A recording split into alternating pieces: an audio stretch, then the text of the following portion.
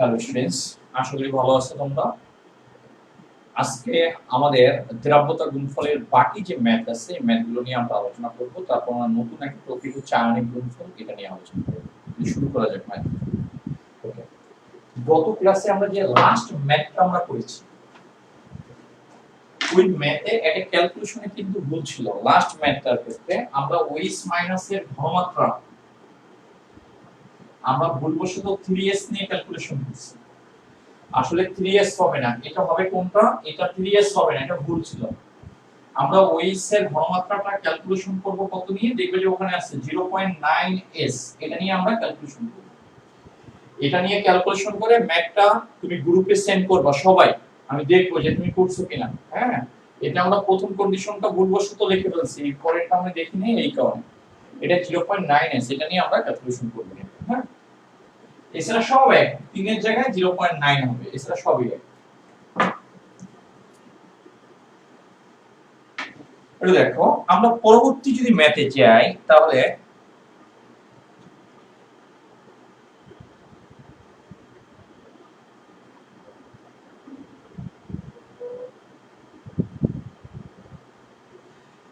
এটা কি দেখো 8 নম্বর ম্যাথে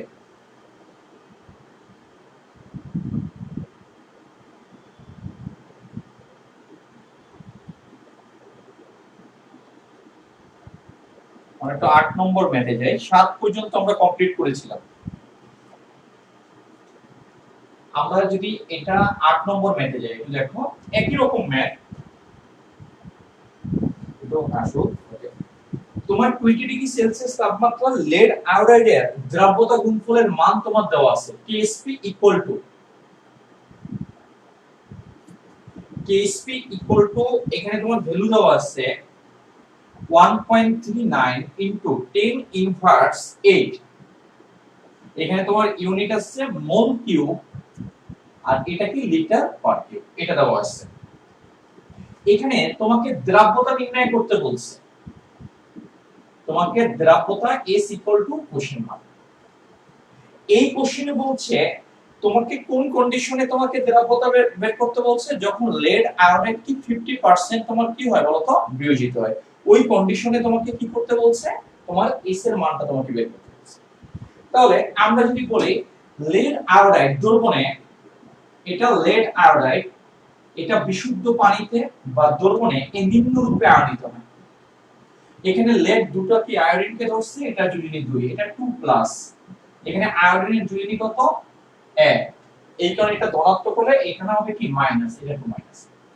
আমরা সাধারণত দ্রাব্যতাটাকে আমরা কিভাবে লিখি, দ্রাব্যতা S, এটা যদি মূল সংখ্যাকে আমরা যদি হিসাব করি, তুমি দেখো এটা যদি মূল সংখ্যা আমরা যদি এটাকে হিসাব করি, মানে সহগ যদি হিসাব করি, এটা সহগ আছে কত 1, তাহলে এখানে মূল সংখ্যা কত বলতো 1, এটার সহগ আছে কত 1, এটার সহগ আছে কত বলতো 2।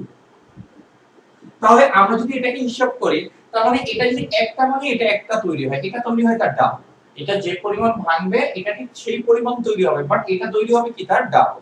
তাহলে আমি ধরে নিলাম এটা দ্রাব্যতা S, এটা মানে কি বোঝানো হবে, এটা S পরিমাণ ভেঙে যায়। এটা যদি S পরিমাণ ভেঙে যায় তাহলে এটা S পরিমাণ তৈরি হবে, আর এইজন্য এটা কি তোমার ডাবল কি তৈরি হবে। এটা সাধারণত আমরা দ্রাব্যতা এটা লিখি, কিন্তু আমাদের কোশ্চেনে বলছে এটা কি 15% বিয়োজিত হয়, ওই কন্ডিশনে তোমাকে S এর মানটা তোমাকে বের করতে বলছে। এই কন্ডিশনে না, তোমাকে এই কন্ডিশন হচ্ছে S পরিমাণ বিয়োজিত হয়, ওই কন্ডিশনে বলছে S এর কি 15% তোমার কি হয় বলতো বিয়োজিত হয়। তাহলে প্রশ্ন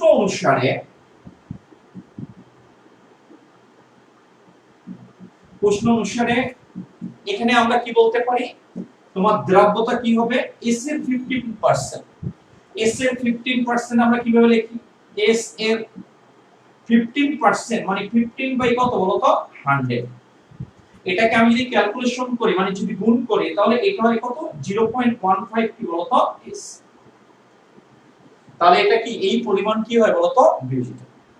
এটা যদি আমি একটু S টাকে একটু বড় দিলাম, এটা হচ্ছে এই পরিমাণ S এর 15%, 15 বাই কত 100, এর মানে ইনটু 15 বাই 100 যদি ক্যালকুলেশন করি, তুমি দেখো এটা যদি যে পরিমাণ ভাঙবে এটা সেই পরিমাণ উৎপন্ন হবে। এটা 0.5s পরিমাণ ভাঙতেছে, তাহলে এটাও উৎপন্ন হবে কত 0.15, এটা S এই পরিমাণ একই রকম। বাট এটা তৈরি হবে কি তার ডাবল, এটা তৈরি হবে কত ডাবল 0. কত 15s, এটা ডাবল। তাহলে এটাকে মাল্টিপ্লাই করলে আমি কি বলতে পারি 0. কি বলতো 3s, এটাকে আমি বলতে পারি। আমাকে এই কন্ডিশনের জন্য s এর মান বের করতে বলছে, এই কন্ডিশনে। তাহলে আমি যদি দ্রাব্যতা গুণফল যদি বলি, KSP ইকুয়াল টু কি বলতে পারি, এখান থেকে যে আয়নগুলো তৈরি হয় সেই আয়নগুলোর মোলার ঘনমাত্রার কি তোমার গুণফল। কন্ডিশনটা কি আছে, মোল সংখ্যাটা কোথায় চলে যাবে বলো তো, মোল সংখ্যাটা কোথায় চলে যাবে, KSP এর ভ্যালু তোমার দেওয়া আছে, কত দেওয়া আছে 1.39 ইনটু 10 ইনভার্স কত 8। এখানে লেড আয়নের পরিমাণ তোমার দেওয়া আছে কত s নাকি 0.15s, 0.15s, কারণ আমাকে 15% এর জন্য এটাকে বের করতে বলছে। তাহলে এটার পরিমাণ কত 0. কত বলো তো 15, আর এটা s। আর i মাইনাস এর পরিমাণটা কত 0. কত বলো তো 3, এটা কত হবে বলো তো s, এই তোমার s। এখান থেকে তুমি কি s এর মানটা তুমি বের করবে। এখান থেকে আমরা s এর মানটা একবারে বের করব, কিভাবে বের করব দেখো, এটা 10 ইনভার্স 8, এটা থেকে আসে 0. কত 15, এখান থেকে আসে 0. কত 3, এখান থেকে s ইনটু s স্কয়ার মানে কি s, এটা আর এটা মানে কি হবে বলো তো s। তার মানে এটাকে এই মান দ্বারা ভাগ করে s এর মানটা কি বের করতে হলে আমাকে ঘনমূল করতে হবে। তাহলে তুমি এই পর্যন্ত বুঝতে পারছো কিনা এটা আমাকে বলবা, এবং এখানে s এর ভ্যালুটা কত আসে ক্যালকুলেটরে আমাকে একটু বলো। এখানে লেখাটা হবে এটা, মনে করে PbI2 দ্রবণে বিয়োজিত হয়ে নিম্ন রূপে সাম্যাবস্থায় থাকে, নিম্ন রূপে এটা কি থাকে সাম্য অবস্থায়, এটা থাকে নিম্ন রূপে সাম্য অবস্থায় থাকে। দেখো এখান থেকে দুটো s এর মান বের করব, আর ক্যালকুলেশনটা তুমি বুঝতে পারছো কিনা এটা আমাকে জানাও, ইয়েস আর নো।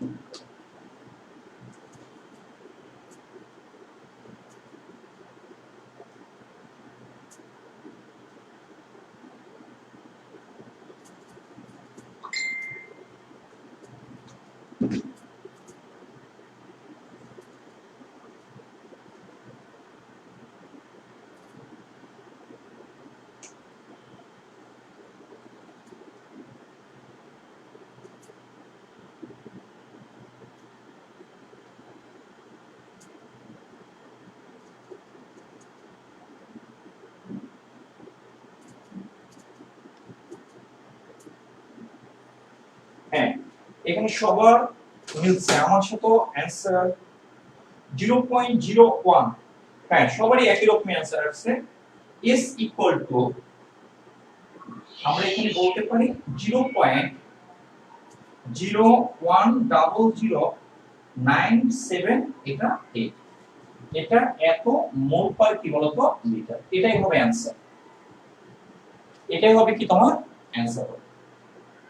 ওকে তোমরা এটা দেখো আজকে নেট ক্লিয়ার, আজকে কিন্তু নতুন তোমার নেটের লাইন, হ্যাঁ অনেক হাই স্পিড আশা করি, এক্সপেক্টেড। আগে যে তোমার ওয়াইফাই লাইনটা যত নেওয়া হয়েছে তার ঠিক ডাবল, ঠিক আছে, আগে আগে নেওয়া হয়েছিল 10 Mbps এর লাইন, এখন 20 Mbps এর লাইন। আশা করি ভালো হবে, হ্যাঁ দেখো যে আজকে কোনো কিনা কোনো ঝামেলা হয় কিনা, আশা করি ঝামেলা হওয়ার কথা না।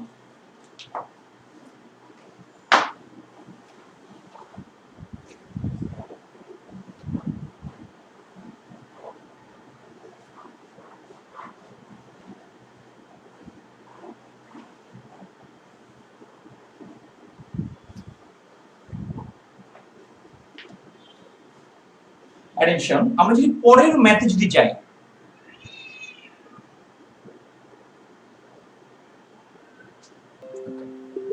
তুমি দেখো আমি 9 নম্বর ম্যাথটা তোমাকে হিন্টস দিতে চাই, 9 নম্বর ম্যাথটা তোমাকে হিন্টস দিতে চাই। তুমি দেখো 9 নম্বর ম্যাথে তোমার ম্যাগনেসিয়াম হাইড্রোক্সাইড এবং অ্যালুমিনিয়াম হাইড্রোক্সাইড দ্রাব্যতা গুণফলের মান দেওয়া আছে। এখানে ম্যাগনেসিয়াম হাইড্রোক্সাইডের 9 নম্বর ম্যাথে, এটা একটু বড় করে নিই,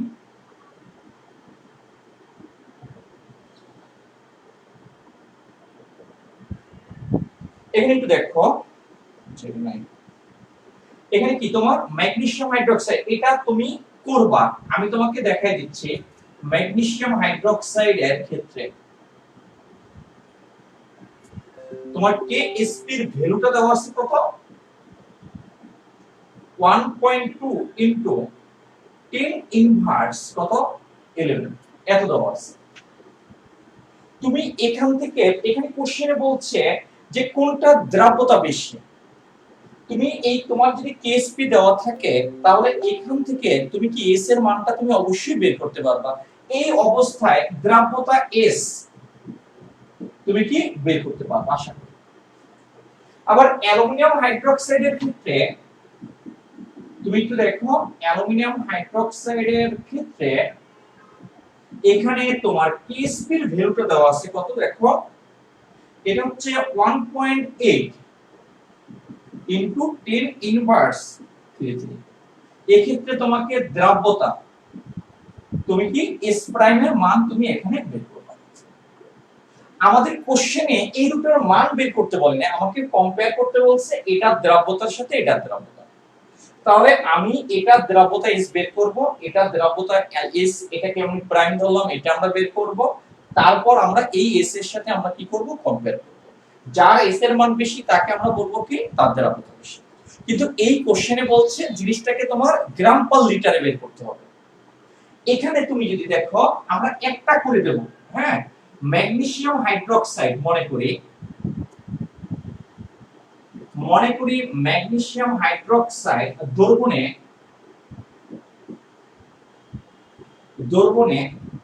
বিয়োজিত হয়ে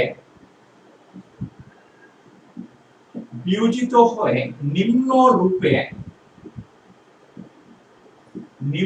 রূপে সাম্য অবস্থায় থাকে, নিম্ন রূপে তোমার সাম্য অবস্থায় কি থাকে। তাহলে ম্যাগনেসিয়াম হাইড্রোক্সাইড এটা কি হবে, Mg কি হবে বলতো 2 প্লাস, আর এটার ক্ষেত্রে আমরা কি বলতে পারি 2s মাইনাস। এখানে দ্রাব্যতা আমরা ধরে নিলাম কি s, এটা যদি একটা ভাঙে এটা উৎপন্ন হবে কয়টা একটা, বাট এটা তৈরি হবে কি তার ডাবল, তাহলে এটাও হবে কত s, বাট এটা কি ডাবল। এখানে কিন্তু বলে নাই ম্যাগনেসিয়াম হাইড্রোক্সাইড এত পার্সেন্ট বিয়োজিত হয়, তার মানে এই কন্ডিশনের জন্য আমরা কেএসপি এর একটা সমীকরণ তৈরি করব। দেখো তাহলে আমরা এখানে দ্রাব্যতা গুণফল, এখানে অল্প একটু দ্রাব্যতার গুণফল কেএসপি ইকুয়াল টু আমরা কি লিখতে পারি, এখানে যে আয়নগুলো তৈরি হয় Mg2+ আয়ন, আর এখানে যে OH- আয়ন তৈরি হয় তার স্কয়ার, যে আয়নগুলো তৈরি হবে তাদের মোলার ঘনমাত্রার গুণফল, কন্ডিশন কি মোল সংখ্যাটা কোথায় চলে যাবে পাওয়ার, এটার মোল সংখ্যা 1 পাওয়া যাবে। তুমি দেখো এটার কেএসপি এর মান কত, 1.2 10 ইনভার্স কত 11। এটা কি ঘনমাত্রা, এটা কি s, এটা s মানে কি এখানে কি মোলার ঘনমাত্রা ইন্ডিকেট করছে, এটা কি s, আর OH মানে কি 2s স্কয়ার। তাহলে এখান থেকে আমরা কি মান বের করব, 10 ইনভার্স 11, এটা কি 4s কিউব। তাহলে এখান থেকে আমরা s এর মানটা বের করব। তাহলে এখান থেকে s এর মানটা আমরা আসলে কিভাবে বের করব, দেখো এটা ভাগ কত 4, এটাকে ঘনমূল যদি করি তাহলে s এর মানটা জাস্ট এরকম একটা মান চলে আসে,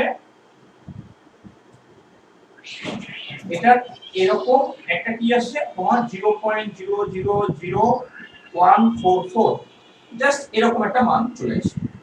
তুমি দেখো এখানে যে মানটা আসে এখানে কোনো একক টেকক কিছু বলে না, যেহেতু এটা মোলার ঘনমাত্রার ইকুয়েশন, অবশ্যই s এর এককটা কি হবে মোল পার লিটার, কি হবে মোল পার লিটার। তোমাকে এটা কম্পেয়ার করতে বলছে গ্রাম পার লিটার।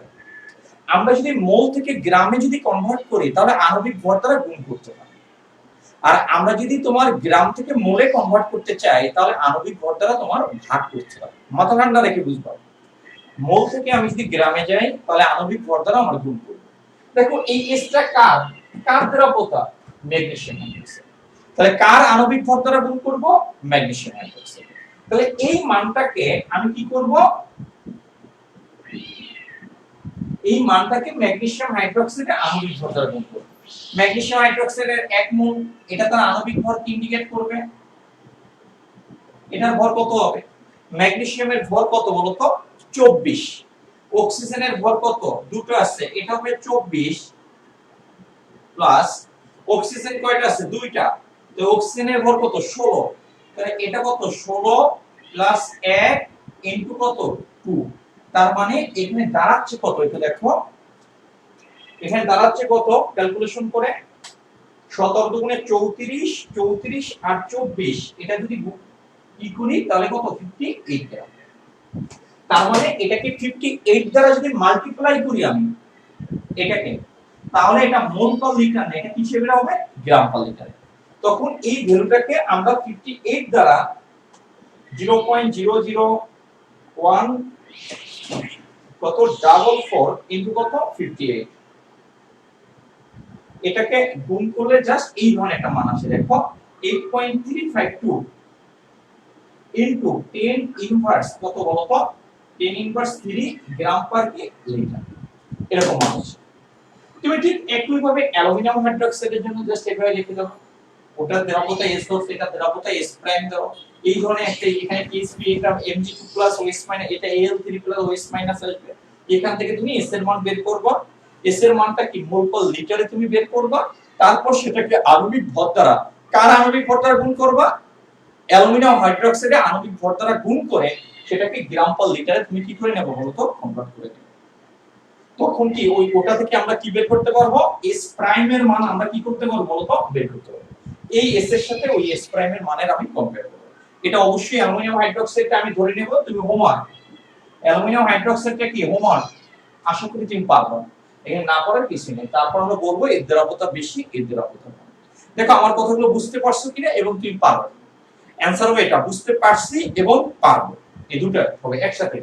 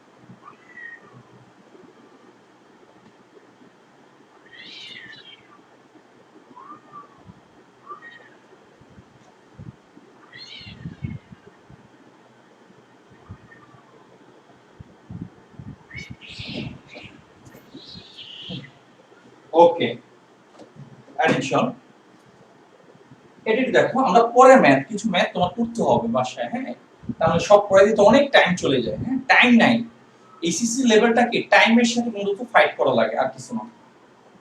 এটা দেখো আমরা যদি 9 এর পর 9 পর্যন্ত আমাদের এখানে একটা আলাদা একটা টাইটেল হবে, হ্যাঁ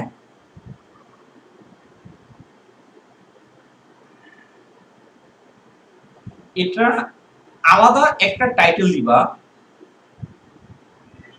টাইটেলটা হবে সম আয়ন, আগেরটা ছিল টাইটেল হবে দ্রবতা গুণফল সম্পর্কিত গাণিতিক সমস্যা, আর এখন তোমার টাইটেল হবে সম আয়ন প্রভাব সম্পর্কিত কি তোমার গাণিতিক সমস্যা। প্রত্যেকটা একটা ঝিকঝাক কালার পেন দিয়ে খুব সুন্দর করে কোটেশন করে লিখবে, যেন খাতা দেখলে মনে হয় যেন যে তুমি পড়াশোনা করছো এরকম। এটা কিন্তু খালি রেখে যাবা, হ্যাঁ কোনো পেন্ডিং করবো না, আবার খাতায় লেখা রাখবো না, না এটা আমি বুঝতে পেরেছি এবং এটা আমি পারবো এটা না, তুমি লিখে ফেলবা অলওয়েজ। ফিউচারে বলা যাবে না, সব প্রেজেন্ট পারফেক্ট টেন্স কথা বলতে হবে।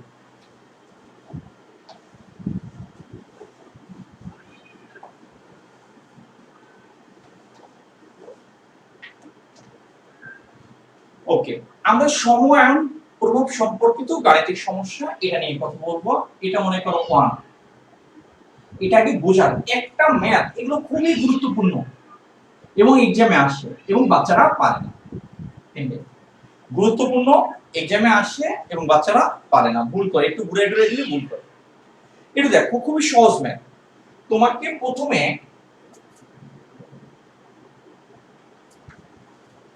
এটা দেখো, এখানে বলছে 25 ডিগ্রি সেলসিয়াস তাপমাত্রায় বেরিয়াম সালফেটের দ্রাব্যতা গুণফলের মান। এখানে তোমার বেরিয়াম সালফেট, আমি প্রথমে ম্যাথটা বুঝাতে আমি একটু টাইম নিব। হ্যাঁ, এটা হচ্ছে বেরিয়াম সালফেট। এটা দ্রাব্যতা গুণফলের মান তোমার দেওয়া আছে কত, এসপি এর মান তোমার দেওয়া আছে কত, এটা এই ধরনের এসপি এর মান তোমার দেওয়া আছে কত 1.1 ইনটু 10 ইনভার্স, এটা কি 10। একটু দেখো, এখন দেখো এই দ্রবণে বেরিয়াম সালফেটটা কি থেকে বলতো, আয়নিত। এটা বেরিয়াম সালফেটটা এখানে কি অবস্থায় থাকে, আয়নিত অবস্থায়। এখানে কি আছে বলতো, পানি আছে। এটা কোন পানি, বিশুদ্ধ পানি। এটা কি বিশুদ্ধ পানিতে, এখানে বিশুদ্ধ পানিতে কি আছে বলতো, এই বেরিয়াম সালফেটটা আয়নিত অবস্থায় আছে। ক্লিয়ার না? এখন দেখো তার পরের কন্ডিশন হচ্ছে ওই তাপমাত্রায়, এখানে তাপমাত্রা যদি 25, এটা আমি ধরে নিলাম, এখানে ইসে নাই, এটা আমি ধরি, মনে করো কোশ্চেনও দেওয়া আছে, সরি কোশ্চেনও দেওয়া আছে 25, তার মানে 25।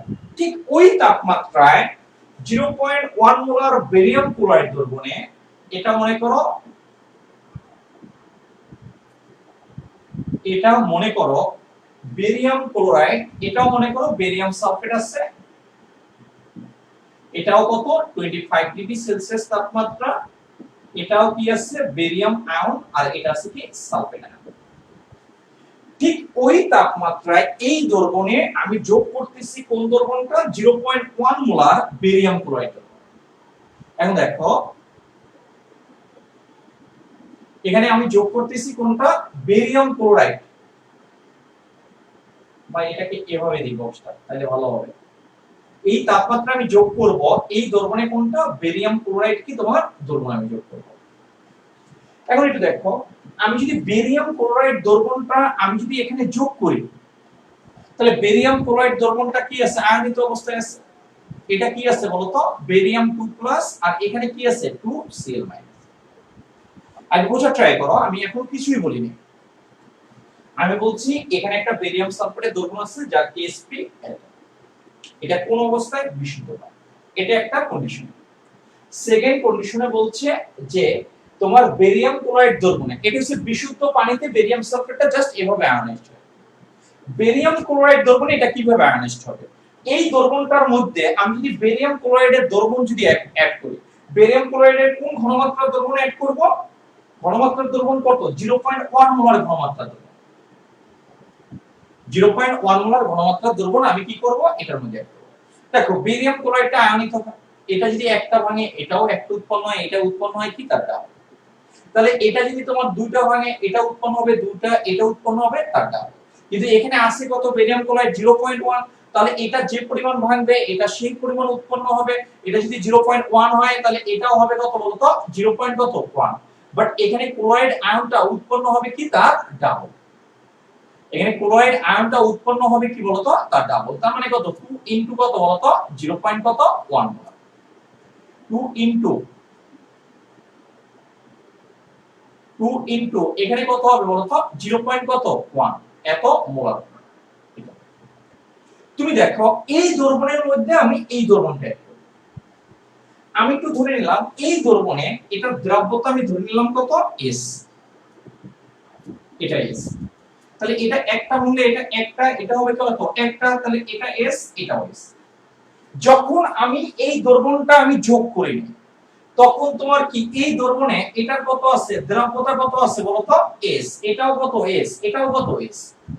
বাট আমি যখন এই দ্রবণটা আমি অ্যাড করে দেব, দেখো এই দ্রবণ আর এই দ্রবণের মধ্যে একটা কমন আয়ন আছে, দেখো এই দ্রবণ আর এই দ্রবণের মধ্যে একটা কমন আয়ন আছে। কোন আয়নটা দেখো তো, Ba2+ আর Cl-, এখানে Ba2+ আর সালফেটের মধ্যে কমন আয়ন কোনটা বলো তো, Ba2+। আমি যখন এই দ্রবণের মধ্যে যখন এই দ্রবণটা আমি যখন যোগ করে দেব, তখন এই দ্রবণে আগে ছিল Ba2+ এর পরিমাণ কত, s পরিমাণ, আর এই দ্রবণ যেটা আমি যোগ করতেছি ওই অবস্থায় Ba2+ এর পরিমাণ কত, 0.1 মোলার। তাহলে Ba2+ এর টোটাল পরিমাণটা হয় কত বলতো, s প্লাস কত বলতো, 0.1 মোলার। এতটুকু। আমি যখন তোমার এখানে আমি এই দ্রবণটা আমি যখন যোগ করব না, তখন এই পাত্রে Ba2+ এর পরিমাণ কত, s। তখন এটা বিশুদ্ধ পানিতে এই অবস্থাটা। আমি যখন এই দ্রবণে এই ঘনমাত্রার দ্রবণটা আমি যখন যোগ করে দেব, তখন আমি কি করব, এখানে আগে ছিল Ba2+ এর ঘনমাত্রা কত, s পানিতে, এখন আমি এই দ্রবণটা অ্যাড করলে এখানে আগে ছিল s আর এখান থেকে আসতেছে কত, 0.1, তখন এই Ba2+ এর টোটাল পরিমাণটা হয়ে যাবে কত, s প্লাস কত বলতো, 0.1, s প্লাস কত, 0.1 হয়ে যাবে। ক্লিয়ার না? তুমি দেখো আমি তোমাকে বলছি এটার তাপমাত্রা আর এটার তাপমাত্রা এক, ফলে এটার কেএসপি আর এটার কেএসপি কি হবে বলতো, এক হবে। কেএসপিটা ডিপেন্ড করে কির উপর, তাপমাত্রার উপর। তাপমাত্রা যদি চেঞ্জ হয় কেএসপি চেঞ্জ হয়, বাট এখানে তাপমাত্রা যা, এটাও কি তাপমাত্রাটা, তাহলে এখানকার কেএসপি যা হবে এখানকার কেএসপিও কি হবে, তা হবে। তাহলে এখানকার কেএসপি এই ধরনের কেএসপিও কি হবে বলতো, একই হবে। দেখবে যে তোমার খাতায় নোট করে আমি লিখে দিচ্ছি, কেএসপি তাপমাত্রার উপর ডিপেন্ডেন্ট। তাপমাত্রা যদি কনস্ট্যান্ট থাকে কেএসপিও কি হবে বলতো, কনস্ট্যান্ট হবে। এখানে যে আরেকটা দ্রবণ যোগ করছি, কমন আয়ন এখানে আছে, কমন আয়নের প্রভাবে কেএসপির মানের কোনো কি হবে না বলতো, এখানে কোনো চেঞ্জ ঘটবে না। কেন চেঞ্জ ঘটবে না আমি সেটা পরে বলবো, হ্যাঁ একটু ওয়েট করো, এত কথা একবারে নিতে পারবো না। ফার্স্ট কন্ডিশন তাপমাত্রা এক, তাপমাত্রা এইটার এটা কনস্ট্যান্ট, ফলে এই পাত্র আর এই পাত্রে কেএসপি কি কনস্ট্যান্ট। সেকেন্ড কন্ডিশন হচ্ছে এই দ্রবণটা এক করলে কমন আয়নের একটা ব্যাপার চলে আসে, কমন আয়নের প্রভাবে কখনো কেএসপির মানের কোনো চেঞ্জ ঘটে না, কেএসপির মান অলওয়েজ কনস্ট্যান্ট থাকে। কথা বুঝছো কিনা এটা? এখন তোমাকে কোশ্চেনে বলছে যে এই অবস্থায় দ্রাব্যতা যা হয় বেরিয়াম সালফেটের, এই অবস্থায় কি আসলে কি দ্রাব্যতা s এর মান কি একই হয়? এই অবস্থায় দ্রাব্যতা যা হয়, এই কন্ডিশনে এই দ্রবণটা আমি যখন যোগ করি, তখন বেরিয়াম সালফেটের কমন আয়ন ইফেক্টের কারণে এই কমন আয়নের পরিমাণ সম আয়নের পরিমাণের মান বেড়ে যাওয়ার কারণে এটা দ্রাব্যতার মান কি আগের মতো থাকে, কমে যায় নাকি বেড়ে যায়, আমরা সেটা বের করব। তাহলে আমাকে দুটো ক্যালকুলেশন করতে হবে। ফার্স্ট ক্যালকুলেশন হচ্ছে কোনটা, এই অবস্থায় বিশুদ্ধ পানিতে, মানে এই অবস্থায় s এর মানটা আমরা বের করব। আমি কেএসপি জানি, কেএসপি আর এস এর সমীকরণ তৈরি করব, এই কন্ডিশনে আমি কি কেএসপি আর এস এর সমীকরণ তৈরি করব, এখান থেকে s এর মান বের করব। সেকেন্ড কন্ডিশনে কি হচ্ছে, এই দ্রবণটা যদি অ্যাড করি, অ্যাড করার পর এখানে যে তোমার কন্ডিশনটা পাই, ওই কন্ডিশনে আমি কি করব, কেএসপি সমীকরণ তৈরি করব। ওই কেএসপি এর মান আমি যেহেতু জানি, সেখান থেকে s এর মান আমি কি করব বলতো, নির্ণয় করব। এখান এই কন্ডিশনে s এর মানের সাথে এই কন্ডিশনের s এর মানের আমি কি করব, কম্পেয়ার করব। যদি দুটো মান যদি সমান হয় তাহলে আমি বলবো দ্রাব্যতার পরিবর্তন হয় না, যদি দুটো মানের মধ্যে যদি পার্থক্য হয় তাহলে দ্রাব্যতার পরিবর্তন হয়। এটার মান যদি কমে যায় তাহলে আমি বলবো দ্রাব্যতা কমে যাচ্ছে, এটার মান যদি বেড়ে যায় তাহলে আমি কি s এর মানটা যদি বেড়ে যায় তাহলে আমি বলবো দ্রাব্যতা কি হচ্ছে, বেড়ে যাচ্ছে। আমি যদি এটাকে পুরোটাকে আবার রিপিট করি তাহলে দেখো, এটা বেরিয়াম সালফেট, এটা দ্রবণে আয়নিত হয়, পানির কথা উল্লেখ করে না। যখনই বলবে দ্রবণে এটা কেএসপি এত, ধরে নেবা যে এটা বিশুদ্ধ পানিতে এই অবস্থা আছে। আমি ধরলাম এটা s, এটা s, এটা s। এটা যদি s পরিমাণ ভাঙে, এটা s পরিমাণ উৎপন্ন হবে, এটা s পরিমাণ, কারণ এটার মোল সংখ্যা, এটার মোল সংখ্যা, এটা মোল সংখ্যা। এখন এই দ্রবণের মধ্যে আমি কি করব, আরেকটা দ্রবণ যোগ করব। যখন আমি এই দ্রবণে কোনো কিছু যোগ করে নেই, তখন এটার পরিমাণ কত, s, এখানে কমন আয়ন আছে কি Ba2+। কারণ এই অবস্থায় যদি আমি এই দ্রবণটা যোগ করি, এখানে আগে ছিল s, এই অবস্থায় আমি যোগ করছি কত, 0.1, তো Ba2+ এর পরিমাণ বেড়ে যাচ্ছে কত, s + 0.1। এখানকার তাপমাত্রা এখানকার তাপমাত্রা সমান, এই কারণে এখানকার কেএসপি এবং এখানকার কেএসপি একই হবে। বাট এটার মধ্যে চেঞ্জ কি, এখানে কমন আয়নের ব্যাপার আছে, এখানে কমন আয়নের ব্যাপার নেই। বাট কমন আয়ন প্যারামিটারটা কেএসপি এর মানের কোনো কি করতে পারে না, চেঞ্জ করতে পারে। এখন বলছে যে এই অবস্থায় বেরিয়াম সালফেটটা যেভাবে বিয়োজিত হয় তার দ্রাব্যতা যেরকম হয়, বাট এই দ্রবণে আমি যদি 0.1 মোলার বেরিয়াম ক্লোরাইড দ্রবণ যদি যোগ করি, তাহলে কি বেরিয়াম সালফেটের দ্রব্যতা এক হবে নাকি পরিবর্তন হবে? তার মানে এটা হচ্ছে দুটো কন্ডিশন, একটা বিশুদ্ধ পানিতে একটা দ্রবণ বেরিয়াম ক্লোরাইড যোগ করার পর। বিশুদ্ধ পানিতে আমি দ্রব্যতাকে নির্ণয় করব, তারপর এই বেরিয়াম ক্লোরাইড যোগ করার পর আমি এস এর মান নির্ণয় করব, এই দুটো এস এর মধ্যে আমি কি করব, কম্পেয়ার করব। এটা হচ্ছে টোটাল হিন্টস। এটা কি তোমার টোটালটা কি হিন্টস। এখন আমি তোমাকে ম্যাথ করাবো, এর আগে তুমি বলো আমার কথাগুলো তুমি বুঝতে পারছো কিনা, তারপর আমি ম্যাথ করব। আগে বুঝতে পারছো কিনা।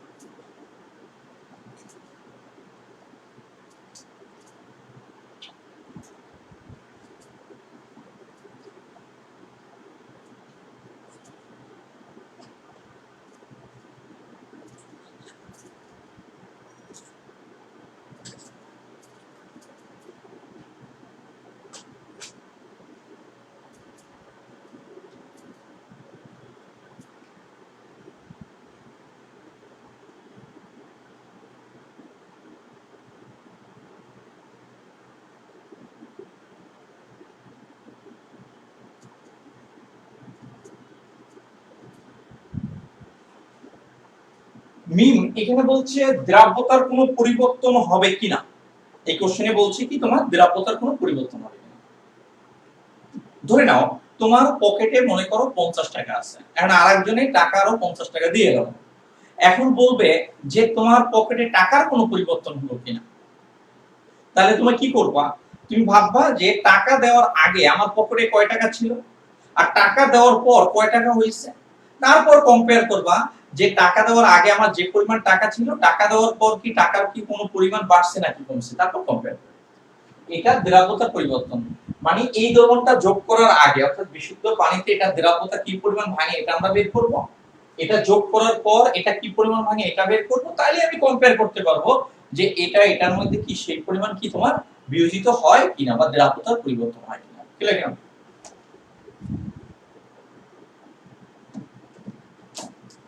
এখন দেখো আমি যদি ম্যাথটা স্টার্ট করি,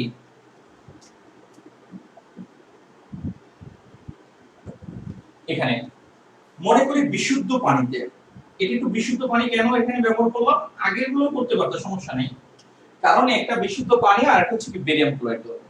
মনে করি বিশুদ্ধ পানিতে বেরিয়াম সালফেট নিম্নরূপে সাম্যাবস্থায় থাকে, বিয়োজিত হয়ে দেখো বিয়োজিত হয়ে নিম্নরূপে সাম্যাবস্থায় থাকে, নিম্নরূপে তোমার সাম্যাবস্থায় থাকে।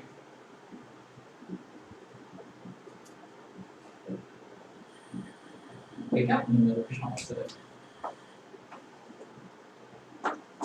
এখানে একটু দেখো, তাহলে এটা আছে কি তোমার বেরিয়াম সালফেট, এটা হচ্ছে Ba2+, আর এটা হচ্ছে কি তোমার এটা সালফেট 2-। তাহলে এটা দ্রবতা আমি ধরে নিলাম কত S, তাহলে এটা কত S আর এটা কত S, এই কন্ডিশনে আমি S এর মান নির্ণয় করব কার সাহায্যে, KSP এর। তাহলে দ্রবতার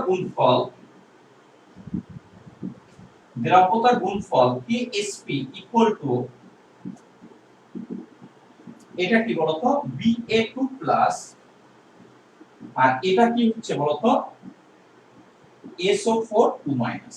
এটা হচ্ছে কারণ এটার মূল সংখ্যা এটার মূল সংখ্যা পাওয়ারে এক এক গেলে জিনিসটা এরকম হবে। তাহলে এটার KSP মান কত 1.1, 1.1 10 ইনভার্স কত 10, এটার পরিমাণ কত S, এটার পরিমাণ কত S। এখান থেকে আমরা অবশ্যই S এর মানটা বের করতে হবে। S * S কি S², তার মানে এটা এত, তার মানে এই মানটাকে আমরা কি করব বর্গমূল করে দিলেই হবে। এটা বর্গমূল যদি আমরা করি তাহলে ব্যাপারটা হচ্ছে এটা হচ্ছে কত 1.1 মাইনাস কত বলতো 10। এটার ভ্যালুটা চলে আসে কত, এটার ভ্যালুটা চলে আসে কত is equal to 1.04, এটা কত 88 into 10 ইনভার্স এটা কত 5, এটা এত মোল পাচ্ছি। এই অবস্থা, এই কন্ডিশনে আমরা s এর মান বের করছি। এখন এই কন্ডিশনে আমরা s এর মান বের করব।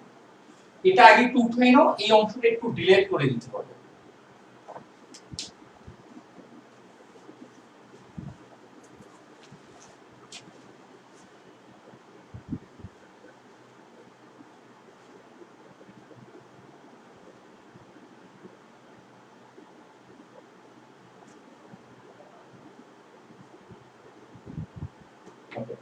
দেখো এটা একটু উঠাই নাও, আমি এতটুকু একটু ডিলিট করে দিতে হবে।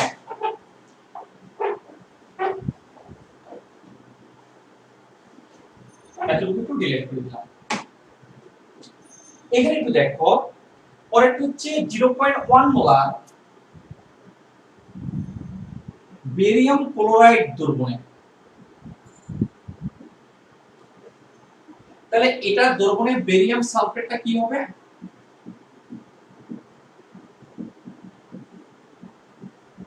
দ্রবণে কি ঘটনা ঘটবে, এটা দ্রব্যতা কত S,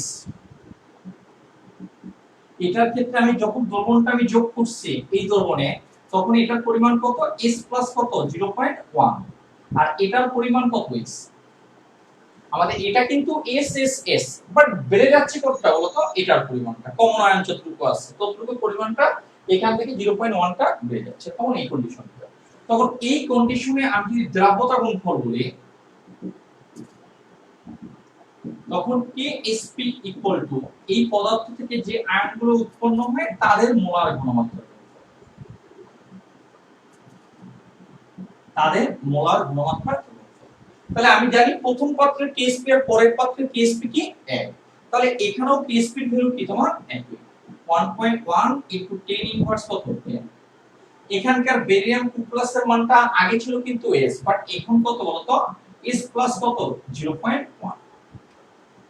এখন দেখো সালফেট আয়নের পরিমাণটা কত বলতো S। তাহলে এখান থেকে আমি যদি ক্যালকুলেশন করি এই এতটুকু অংশ আমার একটু ডিলিট করে দিতে হবে, এই এতটুকু নিচের অংশগুলো, তাহলে জিনিসগুলো তখন বুঝানো খুব ডিফিকাল্ট হয়ে যাবে। শুধুমাত্র S এর মানটা আমরা রাখি, এটা এরকম। তুমি দেখো এটা হচ্ছে 1.1, এটা কত 10 ইনভার্স কত 10। এখানে একটু দেখো আমরা এটা S ইনটু S স্কয়ার আর এটা কত বলতো 0.1 S।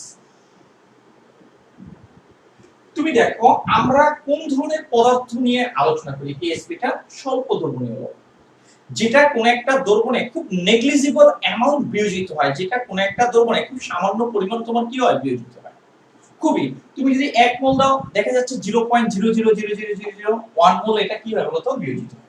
দেখছো এই অ্যামাউন্টটা তুমি দেখছো S এর এই অ্যামাউন্টটা দেখছো 10 ইনভার্স 5, তার মানে এই ভ্যালুটাকে 10 ইনভার্স 5 দ্বারা তোমাকে কি করবে ভাগ করবে। এই মানটাকে যদি 10 ইনভার্স 5 দ্বারা যদি সরি এটাকে যদি 10 ইনভার্স 5 দ্বারা যদি তুমি গুণ করো অথবা 10 টু দি পাওয়ার 5 দ্বারা যদি এটাকে ভাগ করো তখন এই মানটা চলে আসবে কত 0.00001, 0.4টা 0 কত 1। তার মানে এই মানটা কি খুবই একটা নগণ্য একটা মান, এই মানটা কি খুবই একটা নগণ্য। কারণ আমরা দ্রাবতার গুণফলটা কাদের জন্য আমরা ক্যালকুলেশন করি, যারা স্বল্প দ্রবণীয় কি লবণ তাদের জন্য ক্যালকুলেশন, কারণ এরা খুব কম পরিমাণ কি হয় বলতো বিয়োজিত হয়। তুমি যদি তোমার এখানে যদি একটা দশমিকের পর তুমি যদি মনে করো তাকে যদি স্কয়ার করো, এটাকে যদি মনে করো দশমিকের পর যদি কোনো একটা মান যদি খুব ছোট হয় তাকে যদি স্কয়ার করো, তুমি এটাকে স্কয়ার করে দেখো এই মানটা কি হবে আরো ছোট চলে আসবে। তুমি যদি 0.1 এটাকে স্কয়ার, এটা 1 স্কয়ার, এগুলোকে স্কয়ার করো, এই মানটা দশমিকের পর মান যত ছোট হতে থাকে তার স্কয়ার বর্গ, তার স্কয়ার করো, তার ঘন করো, তার পাওয়ার যত বাড়তে থাকে এই মানটা আরো বেশি কি হতে থাকে বলতো ছোট হতে থাকে। এই মানটা আরো বেশি কি হতে থাকে, ছোট হতে। এই মানটা তোমার এমনিতেই ছোট, এটাকে আমি যদি বর্গ করি তার মান কি আরো বেশি ছোট, তার মানে কি এই মানটাকে অলমোস্ট কি, এটাকে আমি যদি মনে করো বর্গ করি, ধরে নাও 0 পয়েন্ট, এখানে আমি 4টা 0 মান ধরি, মনে করো ধরে নিলাম, এটাকে আমি যদি বর্গ করি,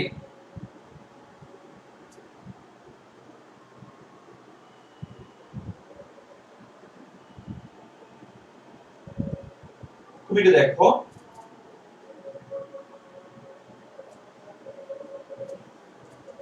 এটাকে আমি যদি বর্গ করি তাহলে দেখা যাচ্ছে কি এরকম অনেকগুলো তোমার আরো কি ছোট মান চলে আসছে, 3 3 6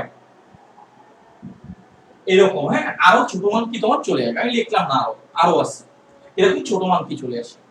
অর্থাৎ তুমি যদি দশমিকের পর যদি যে মানটা যদি যত বেশি ছোট হতে থাকে তাকে বর্গ করো, তাকে ঘন করো, তার পাওয়ার যত বাড়বে সেই মানটা অলমোস্ট আরো বেশি কি হতে থাকে বলতো, ছোট হতে থাকে। তুমি 2 কে বাড়াও, পূর্ণ সংখ্যা বাড়তে থাকবে, কিন্তু দশমিকের পরের মানগুলোকে তোমার কি হবে, তাকে বর্গ করলে বা ঘন করলে বা তোমার কি 4 করলে পাওয়ার 4 এ যদি নিয়ে পাওয়ার যত বাড়তে থাকে এই মানগুলো কি হতে থাকে, ছোট হতে থাকে।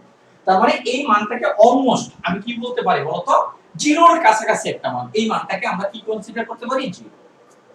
যেহেতু এস এটা খুবই একটা কি বলতো, এস এটার ভ্যালুটা খুবই নেগলিজিবল, এর মানটা খুবই নগণ্য, এর বর্গ করলে এর মানটা অতি নগণ্য হয়, এই কারণে এই এস স্কয়ার মানটাকে অলমোস্ট জিরো কনসিডার করা, এই মানটাকে আমরা কি কনসিডার করতে পারি, জিরো কনসিডার করতে পারি। কেন জিরো কনসিডার করতে পারি,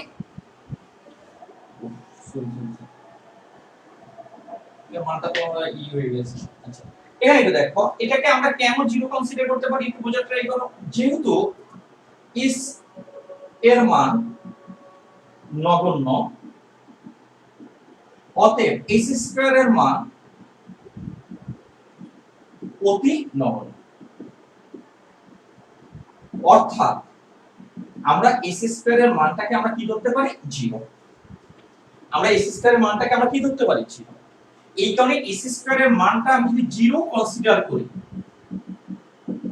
তাহলে এখানে থাকবে কি 0.1 এস, এখান থেকে আমরা কি এস এর মানটা পেব। তুমি যদি এই সমীকরণে S square S cube S পুরো অনেক সময় থাকতে পারে, যদি থাকে সবগুলো বাদ হয়ে যাবে, পাওয়ার এস স্কয়ারও বাদ হয়ে যাবে, 0 এস কিউবও 0 হয়ে যাবে, মানে জিরোর কাছাকাছি ভ্যালু আসবে, যেটা তোমার পাওয়ার 1 থাকবে 1, সেই মানটাই এখানে আসবে। তাহলে এটা এখান থেকে আমরা কি করব, 1.1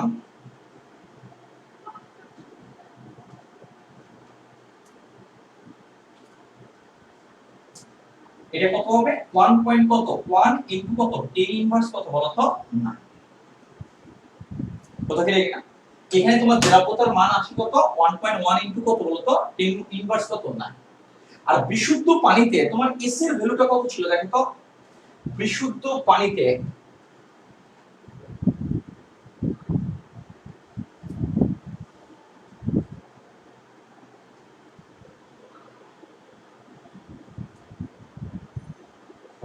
তুমি এটা দেখো, এটা হচ্ছে কি তোমার বেরিয়াম ক্লোরাইড দ্রবণে, আমাদের বিশুদ্ধ পানিতে কোনটা ছিল, বিশুদ্ধ পানিতে এস এর মানটা আমরা কত বের করছিলাম, 1.048 এরকমই মনে হয় সম্ভবত, 48 তোমার কি 8 ইনটু কত, 10 ইনভার্স কত, 5। এখন বলো এই উপরের এস আর নিচের এস এর মধ্যে কোন মানটা বড়, উপরেরটা বড় নাকি নিচেরটা বড়, একটু কমেন্টসে জানাও আমাকে, এটা উপরেরটা বড় নাকি নিচেরটা বড়। হ্যাঁ এটা হচ্ছে বেরিয়াম ক্লোরাইড দ্রবণ, এটা হচ্ছে বিশুদ্ধ পানিতে, এটা একটু কমেন্টসে জানাও যে কোনটা বড়, লিখবা কোনটা বড়, উপরেরটা নাকি নিচেরটা, এটা একটু জানাও কোনটা বড়।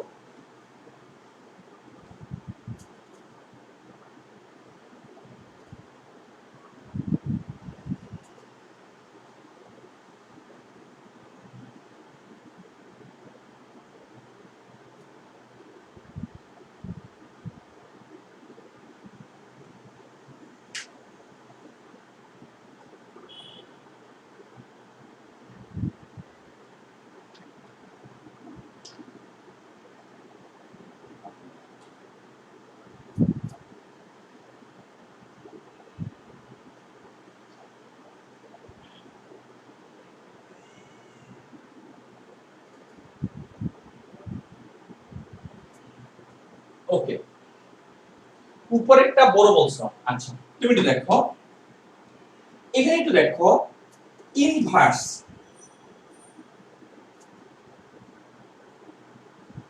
-9, এটা অলমোস্ট কাছাকাছি না, এটা 5 10 হইলে সেটা সম্ভবত, এটা অনেকটা কাছাকাছি।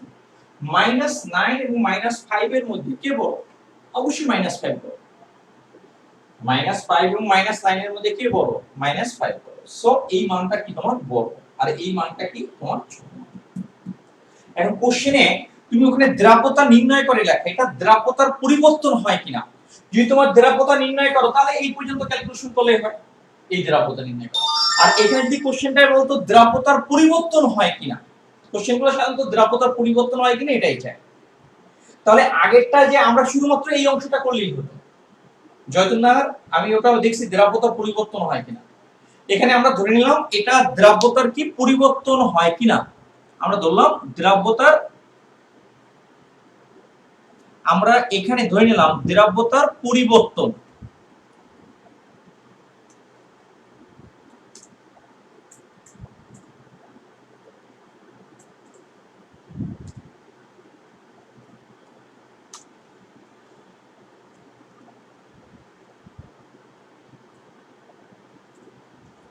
কিনা নির্ণয় করো। ওকে, এটা দ্রাব্যতার পরিবর্তন হয় কিনা নির্ণয় করো। তাহলে এটা তোমাকে যদি মনে করো এই কোশ্চেনটাকে বলিনি, তারপর তোমার কথাটা আসতেছে, যদি তোমার এরকম আসে ইনভার্স আকারে, তখন এই ইনভার্সের সাথে এই ইনভার্সের কম্পেয়ার, এটা কি তোমার বড়? -5 -9 এর চেয়ে বড়, তাহলে এই মানটা কি বড়। তো বিশুদ্ধ পানিতে এস এর মানটা কি বেশি, বেরিয়াম ক্লোরাইড দ্রবণে এটার মানটা কি বলতো কম। তার মানে কি বেরিয়াম ক্লোরাইড দ্রবণ যদি যোগ করি ওই দ্রবণে, তাহলে দ্রাব্যতার মানটা তোমার কি হবে, কমে যাবে। এই মানটা বড় মান, এই মানটা কি বলতো বড়। তাহলে কি হবে, বেরিয়াম সালফেটের দ্রাব্যতা কি হবে বলতো হ্রাস পাবে। কিরূপ পরিবর্তন হবে, হ্রাস পাবে। এমনিও আমরা জানি কমন আয়নের প্রভাবে কি হয় বলতো, দ্রাব্যতার মান কি হয় বলতো কমে যায়। তাহলে আমি বলতে পারি, তাহলে এখানে ফাইনাল জিনিসটা আমি বলতে পারি, যেহেতু এখানে আমরা বলতে পারি অতএব তোমার বেরিয়াম সালফেট দ্রবণে, এখানে ফিনিশিং লাইনটা দিতে হবে, 0.1 মোলার বেরিয়াম ক্লোরাইডের দ্রবণ যোগ করলে বেরিয়াম সালফেটের দ্রাব্যতা কি হবে তোমার হ্রাস পাবে। এর দ্রাব্যতা কি হবে তোমার, এর দ্রাব্যতা হ্রাস পাবে।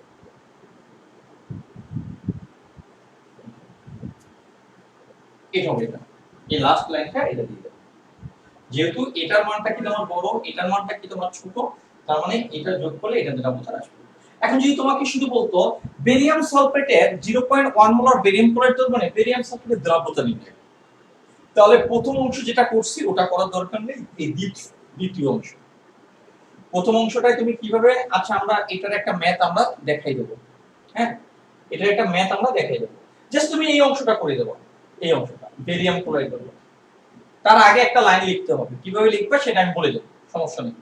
হ্যাঁ, এরকম একটা ম্যাথ আমরা দেখাবো, তুমি একটু ওয়েট করো। ওকে, তার মানে দ্রাব্যতা যদি নির্ণয় করতে হতো, তাহলে তোমার কি এই অংশটা আসতো, এই বেরিয়াম ক্লোরাইড দ্রবণে এই এস এর মানটা আসতো, বাট এর আগে একটা লাইন লেখা লাগতো। কিভাবে লাইনটা হবে সেটা একটা ম্যাথের মাধ্যমে আমি দেখাই দেব। দেখো এই পর্যন্ত কারো কোনো ডাউট আছে কিনা আমাকে একটু কমেন্টসে জানাও।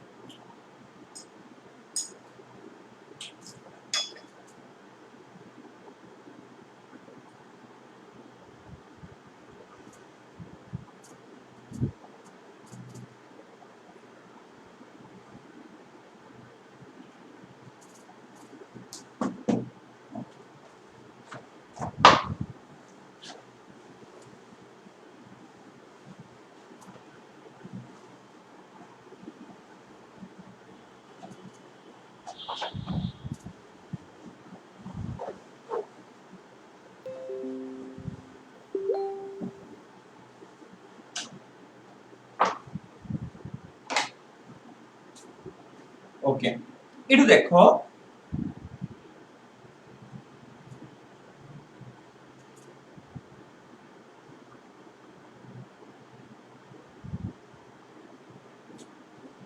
তুমি সেকেন্ড ম্যাথে দেখো, একই ম্যাথ তোমার, হ্যাঁ একই ম্যাথ, আমরা একটু দেখবো সেকেন্ড ম্যাথে।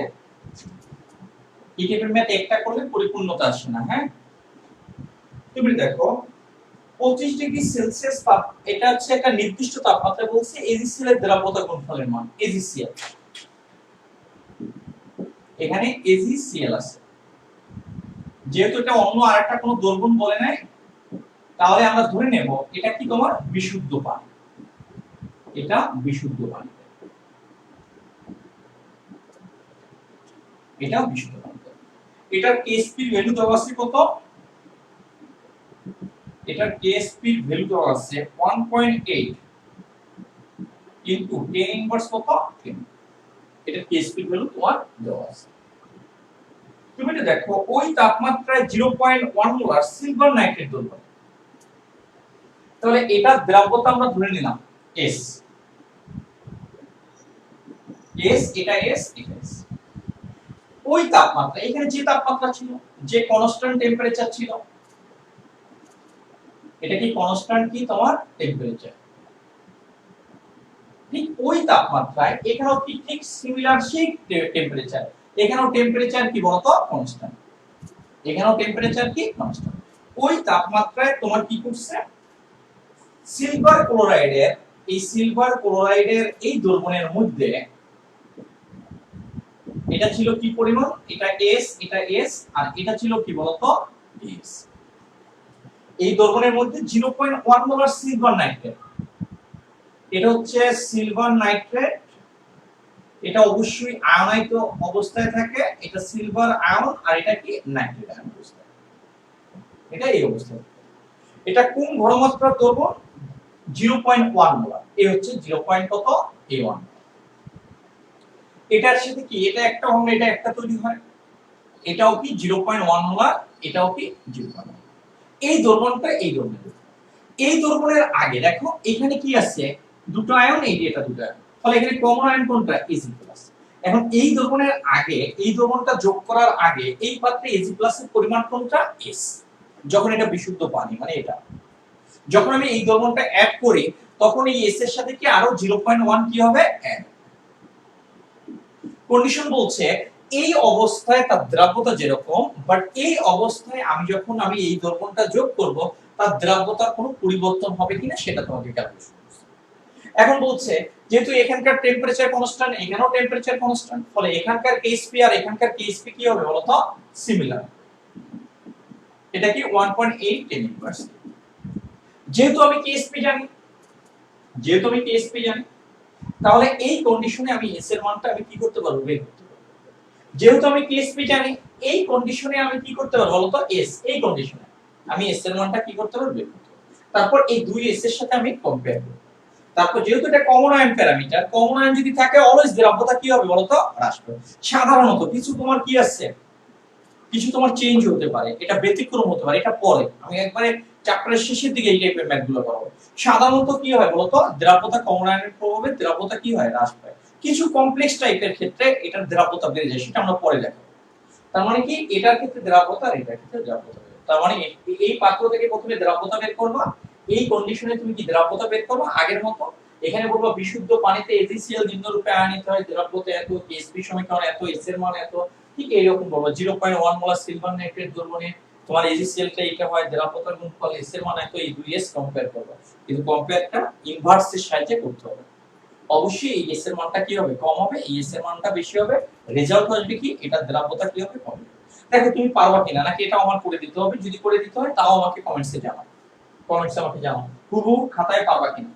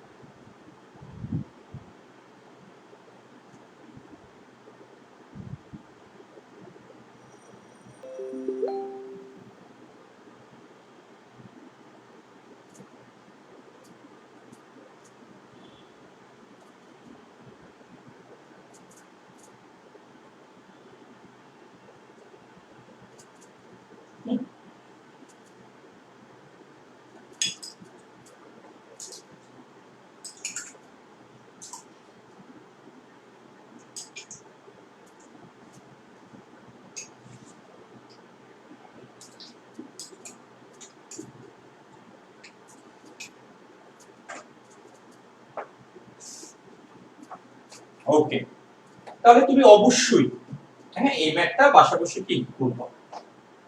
এখন তানভীর, তুমি আমার সাথে মজা করো না, আপনার ইচ্ছা। তোমার রেজাল্ট কি নট এমএ হইছে? তোমার, তুমি তো অনেক ভালো স্টুডেন্ট, তোমার রেজাল্ট তো জানলাম না তুমি হইছে কিনা।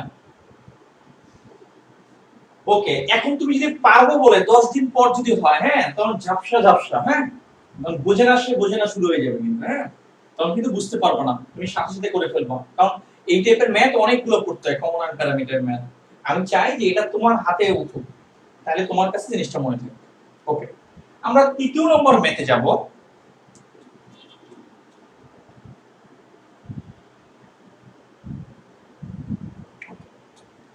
দেখো তৃতীয় নম্বর ম্যাথটা আমরা যে বলছি যে এক টাইপের ম্যাথ আমরা করে দেবো, একটা বিষয় টাইপের পুরো একই রকমই একটা সেন্টেন্স, এখানে একটু চেঞ্জ হবে।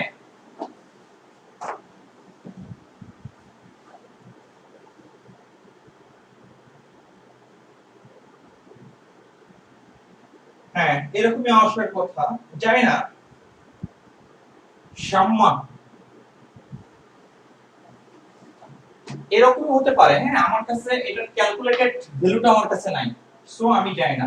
তোমার হতে পারে ক্যালকুলেটর যেটা পারে সেটাই হবে। ওকে, থার্ড নম্বর পয়েন্টে দেখো, থার্ড কমন আনে থার্ড ম্যাথ। তুমি দেখো 25 ডিগ্রি সেলসিয়াস তাপমাত্রায় এ সালফেটে, এ মানে আমার কাছে আননোন, ঠিক আছে, এ আমরা জানি না।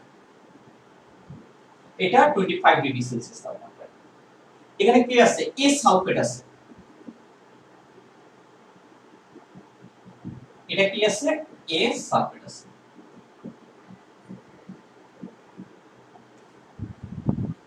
এখন এখানে এর একটা দ্রব্যতার গুণফল আছে, এখানে কি এসপি এর ভ্যালু তোমার দেওয়া আছে, এটা একটু দেখে নিন। এখানে কি এসপি এর ভ্যালুটা দেওয়া আছে তোমার কত? 1.8 ইনটু 10 ইনভার্স, এটা কত? 17, এটা দেওয়া আছে। যেহেতু এটা দ্রবণে বলছে, অন্য কোনো দ্রবণ নাই, তাহলে আমি ধরে নেব এটা অবশ্যই বিশুদ্ধ পানি। এটা কি তোমার বিশুদ্ধ কি তোমার পানি, এটা আমাদের ধরে নিতে। তাহলে এটার দ্রব্যতা কি তোমার? এস। এটা কি তোমার? এস, এটা তোমার এস। এখন বলছে এই দ্রবণের মধ্যে তোমার কি এ ক্লোরাইডের দ্রবণ যদি যোগ করি, এ ক্লোরাইড, তার মানে এ সালফেট, এটার মধ্যে আমরা দেখো এখন আমরা এটাকে কিভাবে আয়নাইজ করব। এটা আয়নাইজ করব যেহেতু এটা 1:1, তাহলে এটা চার সংখ্যা যদি 2 মাইনাস হয়, এটা চার সংখ্যা অবশ্যই হবে কত বলতো? 2 প্লাস, কারণ একটা যৌগে টোটাল চার্জের যোগফলটা কত হবে বলতো? 0। তাহলে এটা কি হলে 2 প্লাস হলে এটা কি হবে? অবশ্যই কি হবে বলতো? 2 মাইনাস। তাহলে এই দ্রবণের আগে থাকতে দ্রব্যতা এস এস আর এস ছিল, এটার মধ্যে আমরা তোমরা যোগ করে দিচ্ছি কি তোমার এ ক্লোরাইডের দ্রবণ, এই তোমার এ ক্লোরাইড, এটা হচ্ছে এ ক্লোরাইড। তুমি দেখো এর দুটো ক্লোরিনকে ধরছে, যেহেতু এটা দ্বারা আমরা বুঝতে পারছি এ ধনাত্মক, সো এটা কি তোমার ধনাত্মক। এটা যোজনী কত? 2, আমরা জানি চার সংখ্যায় তার যোজনী ইন্ডিকেট করে, ফলে এটা কি হবে বলতো? 2Cl-। এখানে কোন ঘনমাত্রা দ্রবণ এখানে আমরা অ্যাড করছি? 0.01 মোলার, এটা 0.01 মোলার, তাহলে এটাও কত হবে? 0.01। বাট এটা হবে কত? 2 ইনটু কত বলতো? 0.01, এটা হবে 2 ইনটু 0.01। এখন দেখো আমরা যদি এই দ্রবণের মধ্যে যদি এই দ্রবণটা অ্যাড করি, তাহলে পানিতে আগে থাকতে কি ছিল? এস। এটা এই দুটার মধ্যে কমন আয়ন কোনটা? A2+। আগে থাকতে ছিল এস, আরো অ্যাড করছি কত? 0.01, তাহলে এটার ভ্যালুটা কত হবে? এস প্লাস কত বলতো? 0.01। এটার ভ্যালুটা কত হবে? এস প্লাস কত? 0.01। এখন তোমাকে বলছে যেহেতু এখানে তাপমাত্রা কনস্ট্যান্ট, এখানে কি বলছে দেখবা যে এত হলে, তার মানে কি এখানে তাপমাত্রা কি তোমার কনস্ট্যান্ট, যেহেতু এখানে তাপমাত্রা কোনো চেঞ্জ বলে নাই, সো এটা কনস্ট্যান্ট, 100% কনস্ট্যান্ট। তার মানে এটারও কেএসপি কত হবে? এটা তোমাকে বলছে এই কন্ডিশনে শুধুমাত্র দ্রাব্যতা তোমাকে নির্ণয় করতে বলছে, এই কন্ডিশন। আগে বলছে দ্রাব্যতার কম্পেয়ার করতে বলছে পরিবর্তন হয়েছে কিনা, এই কারণে এটার দ্রাব্যতার মানটা আমার জানা দরকার ছিল। এখন শুধুমাত্র বলছে এই কন্ডিশনে দ্রাব্যতার মানটা তোমাকে বের করতে হবে। কন্ডিশন কোনটা? এই কন্ডিশন। তাহলে আমি কিভাবে করব? প্রথমে তোমার এই রকম একটা সমীকরণ তৈরি হয়, এটা লিখতে হবে। এটা আমরা কিভাবে করব দেখো, মনে করি বিশুদ্ধ পানিতে, এটার জন্য আমার এস বের করা দরকার নেই, কারণ কম্পেয়ার যদি করতে বলতো তাহলে আমার এস বের করা দরকার। জাস্ট এস এইভাবে হয়, পরেরটা এরকম হয়। মনে করি বিশুদ্ধ পানিতে এস সালফেট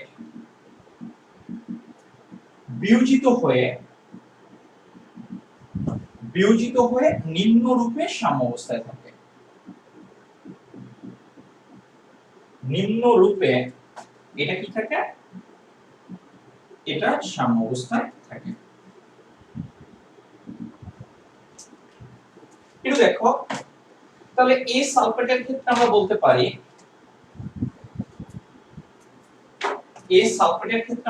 পারি, এটা কি A2+, এটা কি সালফেট 2-। তাহলে এটা দ্রবতা আমরা ধরে নিচ্ছি কত? S। এটা S আর এটাও S।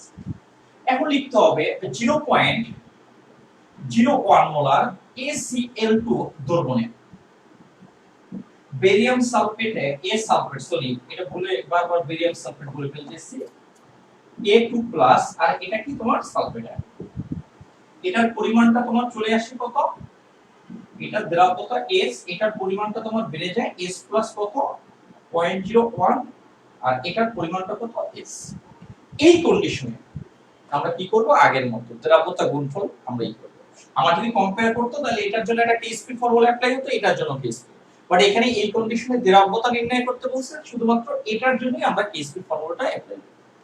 দেখো এই পর্যন্ত তুমি উঠাই নাও, কারো ডাউট থাকলে বলতে পারো। আগে উঠাই নাও, স্ক্রিনশট মেরে দেবা। হ্যাঁ,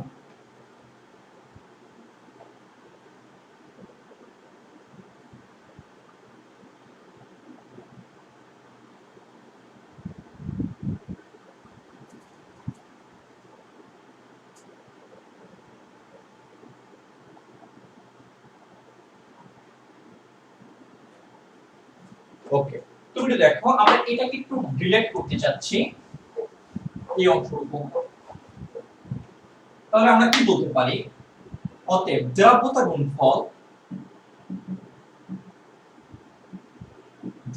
গুণফল KSP ইকুয়াল টু, এই কন্ডিশনে আমরা কি বলতে পারি? A2+ আর এটা কি বলতো? সালফেট 2-। তাহলে এই কন্ডিশনের জন্য KSP এর ভ্যালু তোমার কত দেওয়া আছে? 1.8 ইনটু 10 ইনভার্স কত? 17। A2+ এর মান কত? S প্লাস 0.01 আর এখানে সালফেটের মান কত? S। তাহলে আমরা বলতে পারি 1.8 10 ইনভার্স 7, এটা S² প্লাস এটা কত? 0.1 S। S কি তোমার কি স্বল্প দ্রবণীয় লবণের জন্য? স্বল্প দ্রবণীয় লবণের জন্য S এর মান ছোট, মানে 1 এর চেয়ে অনেক কম দশমিকে, তার বর্গ করলে সেটার মান কি হবে? আরো কম। এটাকেও আমাদের ডিলিট করে দিতে হবে।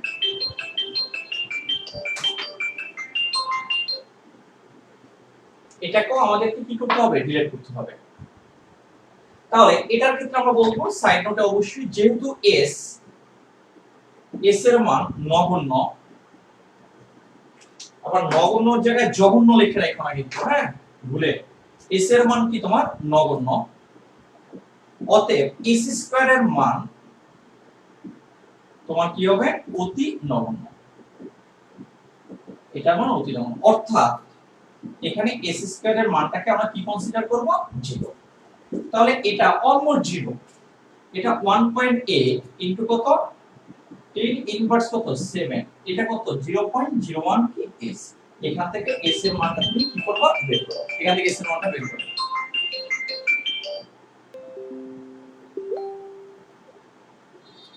হ্যালো, হ্যাঁ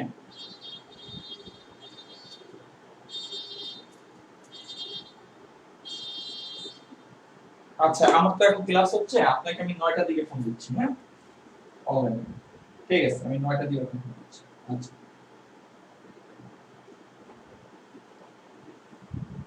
দেখো এখানে একটু একটু ভ্যালুটা একটু বলো তো, কত আসছে ভ্যালু?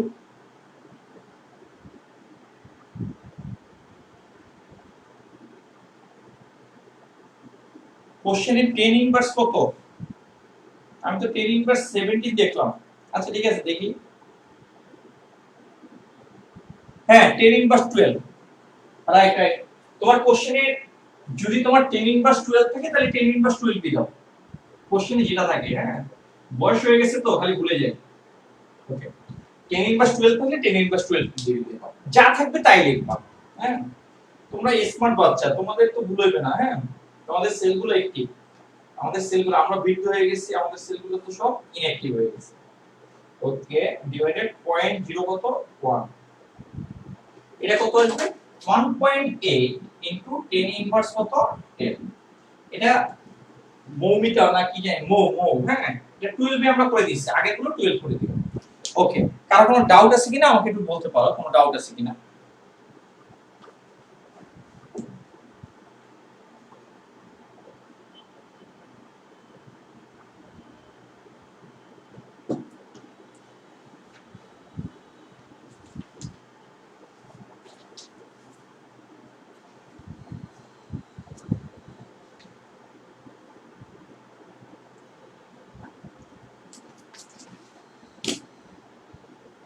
ওকে তুমি দেখো এখন আমরা খুব গুরুত্বপূর্ণ একটা টপিক নিয়ে কথা বলবো, খুবই গুরুত্বপূর্ণ।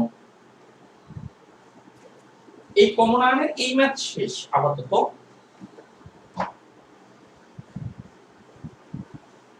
দেখবে যে এই রিলেটেড বইতে আছে, করে নেব। হ্যাঁ একটু প্র্যাকটিস, বই নিয়ে ঘাটাঘাটি করতে হবে। অ্যাডিকশন, আমরা এখন একটা গুরুত্বপূর্ণ বিষয় নিয়ে কথা বলবো, এটা ভালোভাবে মনোযোগ দেব, কারণ এই থিওরির উপর ডিপেন্ড করবে তুমি ম্যাথ পারবে কিনা। থিওরিটা খুব গুরুত্বপূর্ণ। ধরে নাও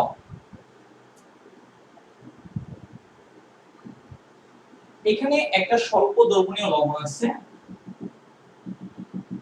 এই দ্রবণটা সর্বোচ্চ মনে করো 6টা অণুকে, এটা সর্বোচ্চ 6টাকে এটা কি করতে পারে ডিসলভ করতে পারে। মনে করো সর্বোচ্চ 6 গ্রাম দিয়ে দিলাম, 6 এক একটাকে আমি 1 গ্রাম দিব।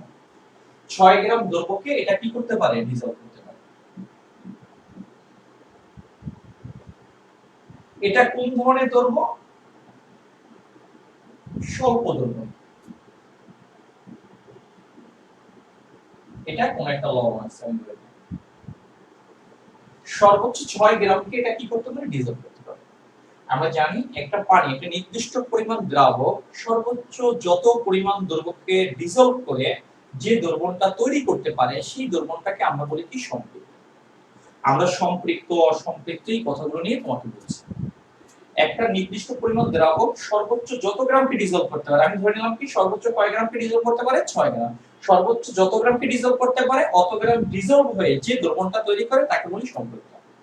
6 গ্রামে যদি তোমার যদি কম পরিমাণ দ্রব্য যদি ডিসলভ থাকে, সর্বোচ্চ পরিমাণের চেয়ে যদি কম পরিমাণ দ্রব্য যদি ডিসলভ হয় যে দ্রবণ তৈরি করে তাকে আমরা বলছিলাম অসম্পৃক্ত। সর্বোচ্চের চেয়ে যদি অধিক পরিমাণ দ্রব্য যদি ডিসলভ হয় যে দ্রবণটা তৈরি করে সেই দ্রবণটাকে আমরা বলছিলাম কি অতিপৃক্ত দ্রবণ। আমরা দ্রবণটাকে তিন ক্যাটাগরি, মূলত দ্রবণ দুটো, একটা সম্পৃক্ত আর একটা কি অসম্পৃক্ত। সর্বোচ্চ পরিমাণ দ্রব্য যদি ডিসলভ থাকে তাহলে আমরা ওই দ্রবণটাকে আমরা বলি কি সম্পৃক্ত। এটা মনে করো 25 ডিগ্রি সেলসিয়াস। এখানে ঠিক সিমিলার একই পরিমাণ দ্রাবক, একই পরিমাণ তোমার কি এখানে কি আছে দ্রাবক আছে, বাট এখানে দ্রব্য আছে মনে করো এখানে দ্রব্য আছে কয় গ্রাম 3 গ্রাম। এই দ্রাবকটা ডিসলভ করার ক্যাপাবিলিটি হচ্ছে 6 গ্রাম, বাট ডিসলভ আছে কত 3। সর্বোচ্চের চেয়ে কি আছে কম পরিমাণ দ্রব্য এখানে কি আছে বলতো ডিসলভ আছে। এখানে কম পরিমাণ দ্রব্য কি আছে বলতো ডিসলভ আছে। এই কারণে এই দ্রবণটাকে আমরা কি বলবো বলতো অসম্পৃক্ত কি বলবো বলতো দ্রবণ বলবো। এটাকে আমরা অসম্পৃক্ত দ্রবণ বলবো। এখন দেখো এটার তাপমাত্রা 25 ডিগ্রি। আমি যদি এখানকার তাপমাত্রা মনে করো এটা একটা দ্রবণ আছে, আমরা এই উদাহরণটা এর আগেও দিছিলাম। এখানে একটা দ্রবণ আছে, এটা কত 6টা আছে 6 গ্রাম মনে করো, এটা মনে করো 6 গ্রাম আছে, এটা ডিজল আছে, এটা 25, এটা 6 গ্রাম আছে, এটা ডিজল আছে। তার মানে এই অবস্থায় সর্বোচ্চ পরিমাণ দ্রব্য এখানে ডিজল আছে। তার মানে এই অবস্থায় এই দ্রবণটা কি আছে বলতো, সম্পৃক্ত আছে। বাট আমি যদি তাপমাত্রা বাড়াই 25 থেকে এটাকে আমি যদি 65 এ যদি নিয়ে আনি, তখন এই তাপমাত্রা যদি বেড়ে যায়, দ্রাবকের যদি তাপমাত্রা বেড়ে যায়, তার ডিজলভ করার ক্যাপাবিলিটি কি হবে, বেড়ে যায়। তুমি জানো যে ঠান্ডা পানি বা শীতল পানি যে পরিমাণ কোনো দ্রবকে ডিজলভ করতে পারে, গরম পানি কি তার ডিজলভ করার ক্যাপাবিলিটি অনেক কি থাকে বলতো, বেশি থাকে। ফলে এখানে কি এই তাপমাত্রায় এর 6 গ্রামকে ডিজলভ করতে পারে, বাট তাপমাত্রা যদি বাড়ায় দিই, তারপর আমি যদি আরো দ্রব্য যদি অ্যাড করি, ওই দ্রব্যগুলোকে আমি শেডেড করে দিলাম, তখন এরা কি করতে পারে বলতো, সেই দ্রব্যগুলোকেও কি করতে পারে বলতো, ডিজলভ করে দিতে পারে। কোন তাপমাত্রা, যদি তাপমাত্রা বাড়ায় দেয়। তার মানে এখানে কি আছে, যতগুলো ডিজলভ করতে পারে তার চেয়ে অধিক পরিমাণ দ্রব্য এখানে ডিজলভ আছে। এটার এটা একই রকম, এটা আমি পরে যোগ করছি, এখানে আলাদাভাবে এটাকে আমরা কি করে দিলাম, শেডেড করে দিলাম। তার মানে অধিক পরিমাণ দ্রব্য ডিজলভ আছে, এই কারণে এই দ্রবণটাকে আমরা কি বলি, অতিবৃত্ত বলি। আমরা এই কথাগুলো আমাদের আগের ভিডিওতে আমরা এগুলো নিয়ে কথা বলছি। তুমি একটু দেখো, এটা এই দ্রবণে আমি মনে করি স্বল্প দ্রবণীয় লবণ, এটা মনে করো সিলভার ক্লোরাইড, আমি ধরে নিলাম এটা হচ্ছে কি সিলভার ক্লোরাইড।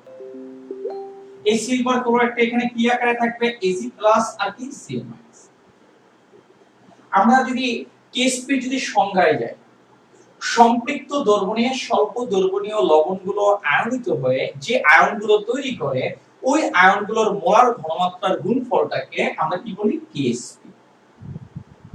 আমরা সেটাকে আমরা কি বলি, Ksp। সম্পৃক্ত দ্রবণে স্বল্প দ্রবণীয় তোমার কি লবণ সম্পৃক্ত দ্রবণে আয়নিত হয়ে যে আয়নগুলো তৈরি করে, সেই আয়নগুলোর মোলার ঘনমাত্রা, কন্ডিশন হচ্ছে উপযুক্ত ঘাত বিশিষ্ট, মোলার ঘনমাত্রার গুণফলটাকে আমরা কি বলি, Ksp। এখন যদি ওই দ্রবণটা, এটা Ksp একটা কনস্ট্যান্ট ভ্যালু, Ksp কি একটা কনস্ট্যান্ট ভ্যালু, এই আয়নগুলোর কি তোমার মোলার ঘনমাত্রার গুণফল, এখানে যতগুলো আয়ন তৈরি হবে ততগুলো আয়নের মোলার ঘনমাত্রার গুণফলের মানটা একটা কনস্ট্যান্ট, সেই কনস্ট্যান্টকে আমি Ksp দ্বারা আমরা কি করছি বলতো, রিপ্রেজেন্ট করা হয়েছে। কিন্তু এটা একটা অসম্পৃক্ত দ্রবণ, অসম্পৃক্ত দ্রবণে যখন স্বল্প দ্রবণীয় লবণ আয়নিত হবে, তখন যতগুলো আয়ন তৈরি করা হয়, যতগুলো আয়ন উৎপন্ন হয়, সেই আয়নগুলোর মোলার ঘনমাত্রার গুণফলকে তোমার Ksp দ্বারা রিপ্রেজেন্ট করা যাবে না। অতিপৃক্ত দ্রবণে যে আয়নগুলো পাওয়া যাবে, অতিপৃক্ত দ্রবণে এই লবণটার যে আয়নগুলো পাওয়া যাবে, তাদের মোলার ঘনমাত্রার গুণফলকে আমরা Ksp বলতে পারি না। Ksp এর সংজ্ঞাটা শুধুমাত্র কার জন্য, সম্পৃক্ত দ্রবণ। এই কথাগুলো আমরা বলে আসছি। এই আয়নগুলোর মোলার ঘনমাত্রার গুণফল একটা কনস্ট্যান্ট, সেই কনস্ট্যান্টটাকে Ksp। বাট এই দ্রবণে যে আয়নগুলো থাকবে, এই দ্রবণে যে আয়নগুলো থাকবে, সেই আয়নগুলোর মোলার ঘনমাত্রার গুণফল কি হবে বলতো, কনস্ট্যান্ট। কিন্তু সেই কনস্ট্যান্টকে তোমার Ksp বলা কি যাবে না, সেই কনস্ট্যান্টকে একটা আলাদা একটা কনস্ট্যান্ট দ্বারা কি করা হয়, রিপ্রেজেন্ট করা হয়। সেই কনস্ট্যান্টকে আলাদা একটা কনস্ট্যান্ট দ্বারা রিপ্রেজেন্ট করা হয়, সেই কনস্ট্যান্টটাকে আমরা বলি কি তোমার KIP। সেই কনস্ট্যান্টটাকে আমরা কি বলি বলতো, KIP। KIP টা কি সেটা আমরা পরে বলছি। I দ্বারা ইন্ডিকেট করে আয়নিক, P দ্বারা ইন্ডিকেট করে প্রোডাক্ট। আয়নিক মানে আয়নিক কি বলি, আর প্রোডাক্টের বাংলা হচ্ছে গুণফল, এটাকে বলা হয় আয়নিক কি তোমার গুণফল বলা হয়। এই এটার এদের আয়নগুলোর ঘনমাত্রার গুণফলটাকে আমরা বলি Ksp, যেটাকে আমরা বলি দ্রাব্যতা গুণফল, সলিবিলিটি প্রোডাক্ট। এদের আয়নগুলোর গুণফলটা একটা কনস্ট্যান্ট, সেই কনস্ট্যান্টকে Ksp এর রিপ্লেসে আরেকটা কনস্ট্যান্ট দ্বারা রিপ্রেজেন্ট করে কি, সেটা হচ্ছে কি KIP। এই দ্রবণের ঘনমাত্রার গুণফলকে তোমার রিপ্রেজেন্ট করা হয় কি, KIP দ্বারা। এই আয়নের ঘনমাত্রার গুণফলকে রিপ্রেজেন্ট করা হয় কি, Ksp দ্বারা, এবং একই সাথে এটাকে রিপ্রেজেন্ট করা হয় কি, KIP। আমরা Ksp এর যে ম্যাথমেটিক্যাল সংজ্ঞা, Ksp এর ম্যাথমেটিক্যাল সংজ্ঞা কোনটা, এই দ্রবণটা আয়নিত হয়ে যে আয়নগুলো তৈরি হয়, সেই আয়নের মোলার ঘনমাত্রার গুণফল Ksp। ঠিক একই রকম KIP এরও তোমার কি, তোমার ম্যাথমেটিক্যাল ডেফিনিশনে এই লবণটাকে আয়নিত হয়ে যে আয়নগুলো তৈরি হয়, সেই আয়নের মোলার ঘনমাত্রার গুণফল কি, তোমার কি গুণফলটা কি হচ্ছে, KIP। তার মানে হচ্ছে এই পাত্রে আয়নগুলোর ঘনমাত্রার যে গুণফলের মানটা, যে Ksp এর মানটা যা পাওয়া যাবে, এই পাত্রে আয়নগুলোর মোলার ঘনমাত্রার গুণফলটা KIP এর মানটা কি তোমার পাওয়া যাবে, একই পাওয়া যাবে। কেএসপি এর মানটা শুধুমাত্র সম্পৃক্ত দ্রবণের জন্য, বাট কেআইপি এর মানটা কি, এটা হতে পারে অসম্পৃক্ত, এটা হতে পারে সম্পৃক্ত, এটা হতে পারে কি অতিপৃক্ত দ্রবণ। যে কোনো টাইপের দ্রবণের জন্য আমরা কি ব্যবহার করি, কেআইপি ব্যবহার করি। আর কেএসপি এর মানটা শুধুমাত্র কার জন্য, সম্পৃক্ত দ্রবণ। কেএসপি কে যেভাবে সংজ্ঞায়িত করা যায় কেআইপি কে একইভাবে সংজ্ঞায়িত করা যায়, বাট কেআইপি টা তোমার কি ভেরি করে কি কারণে, দ্রবণের তোমার কি প্রকৃতি অনুসারে। দ্রবণটা অসম্পৃক্ত হলো আমি ওই কনস্ট্যান্টকে কেআইপি দ্বারা রিপ্রেজেন্ট করতে পারি, দ্রবণটা সম্পৃক্ত হলো তাকে আমরা কেআইপি দ্বারা রিপ্রেজেন্ট করতে পারি, দ্রবণটা যদি অতিপৃক্ত হয় তাহলে সেটাকে আমরা কি বলতে পারি, কেআইপি দ্বারা রিপ্রেজেন্ট করতে পারি।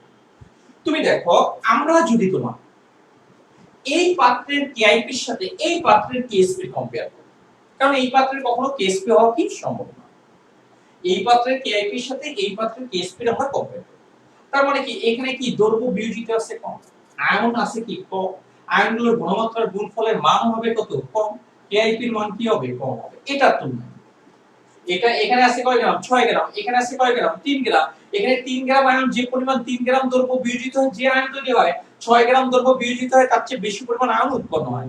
এখানকার আয়নের ঘনমাত্রার গুণফলের মান যা পাবো এখানকার আয়নের ঘনমাত্রার গুণফলের মানটা তার চেয়ে কি পাবো বলতো বেশি পাবো। অর্থাৎ এখানকার আয়নের ঘনমাত্রার গুণফলের মান আর এখানকার আয়নগুলোর ঘনমাত্রার যে গুণফলের মান, এই দুটোর মান যদি আমি কম্পেয়ার করি তাহলে এই পাত্রের কেআইপি এর চেয়ে এই পাত্রের কি কেএসপি এর মানটা কি হবে অলওয়েজ বড় হবে। এই পাত্রের কেআইপি এর চেয়ে এই পাত্রের কেএসপি এর সাথে যদি কম্পেয়ার করি তাহলে এই পাত্রের কেআইপি এর চেয়ে এই পাত্রের কেএসপি এর মানটা কি হবে বড়। আমি যদি এটার সাথে যদি এটার কম্পেয়ার করি, এই পাত্রের কেএসপি এর সাথে আমি যদি এই পাত্রের কেআইপি কম্পেয়ার করি, এই পাত্রের কেএসপি মানে কি এখানে যতগুলো আয়ন তৈরি হয় সেই আয়নগুলোর মোলার ঘনমাত্রা গুণফল, কেআইপি মানে কি এখানে যতগুলো আয়ন তৈরি হয় সেই আয়নগুলোর মোলার ঘনমাত্রা গুণফল। তাহলে এই পাত্রের কেএসপি আর এই পাত্রের কেআইপি কি সমান। তুমি দেখো আমরা যদি তোমার এই পাত্রের কেআইপি এর সাথে এই পাত্রের কেএসপি যদি কম্পেয়ার করতে চাই, এটার কেআইপি এর সাথে এই পাত্রের কেএসপি কম্পেয়ার, দেখো এখানে কম পরিমাণ এখানে যে পরিমাণ দৈর্ঘ্য আছে এখানে যদি 6 গ্রাম হয় এটা হচ্ছে 6টা আর এখানে আছে মনে করি আরো 3 গ্রাম ধরলাম, টোটাল কয় গ্রাম আছে 9 গ্রাম। তাহলে এখানে তোমার কি বিয়োজিত দৈর্ঘ্যের পরিমাণটা কি বেশি, আয়নের পরিমাণটা কি হবে বেশি হবে, তাদের ঘনমাত্রার গুণফলটা কি হবে বেশি হবে, কেআইপি এর মানটা কি হবে বেশি হবে কার তুলনায় এই পাত্রের কেএসপি তুলনায়। তার মানে এই পাত্রের কেআইপি এর মানটা কেএসপি তুলনায় কি তোমার বেশি। এখন আমি যদি বলি কোন একটা দ্রবণের কেআইপি এর মানটা কেএসপি এর চেয়ে কি বলতো ছোট, ওই দ্রবণটা কোন ধরনের দ্রবণ, অবশ্যই সেটা অসম্পৃক্ত দ্রবণ। আমি যদি বলি কোন দ্রবণে কেআইপি আর কেএসপি ইকুয়াল, আসলে ওই দ্রবণটা আসলে কোন ধরনের দ্রবণ, অবশ্যই সেটা সম্পৃক্ত। আমি যদি বলি কোন দ্রবণের কেআইপি এর মানটা কেএসপি এর চেয়ে কি হবে বলতো বড় হয়, তাহলে এটা অবশ্যই কোন ধরনের দ্রবণ হবে অতিপৃক্ত। এই তিনটা দ্রবণই কিন্তু একই এজিসি। তার মানে এই কন্ডিশনগুলো দ্বারা আমরা বুঝতে পারবো দ্রবণটা সম্পৃক্ত, দ্রবণটা অসম্পৃক্ত নাকি দ্রবণটা অতিপৃক্ত। এখন দেখো এই তিন ধরনের দ্রবণের মধ্যে আসলে কোন ধরনের দ্রবণে অদক্ষেপ করবে, কোন ধরনের দ্রবণে কি করবে অদক্ষেপ করবে। তুমি তো দেখো এটা যে পরিমাণ দ্রব্যকে ডিসলভ করতে পারে ঠিক সেই পরিমাণ দ্রব্য এখানে ডিসলভ নাই, তার চেয়ে কম পরিমাণ দ্রব্য ডিসলভ আছে, ফলে এখানে পাত্রে অদক্ষিপ্ত হওয়ার কোনো সম্ভাবনা নাই। এই পদার্থটা পাত্রের তলানি আকারে পড়ার কোনো কি নাই বলতো সম্ভাবনা। এই দ্রবণটা যে পরিমাণ দ্রব্যকে ডিসলভ করতে পারে সেই পরিমাণ দ্রব্য এখানে ডিসলভ আছে, অতিরিক্ত কোনো দ্রব্য এখানে ডিসলভ নাই, ফলে এই আয়নগুলো পাত্রে Ag+ আর Cl- টা এখানে একত্রে যুক্ত হয়ে এই পাত্রে তোমার তলানি আকারে পড়ার সম্ভাবনা নাই। এখানে যে পরিমাণ দ্রব্য ডিসলভ করতে পারে সেই পরিমাণ দ্রব্য ডিসলভ হওয়ার চেয়েও এখানে অধিক পরিমাণ দ্রব্য ডিসলভ আছে, এখানে অতিরিক্ত পরিমাণ দ্রব্য ডিসলভ আছে।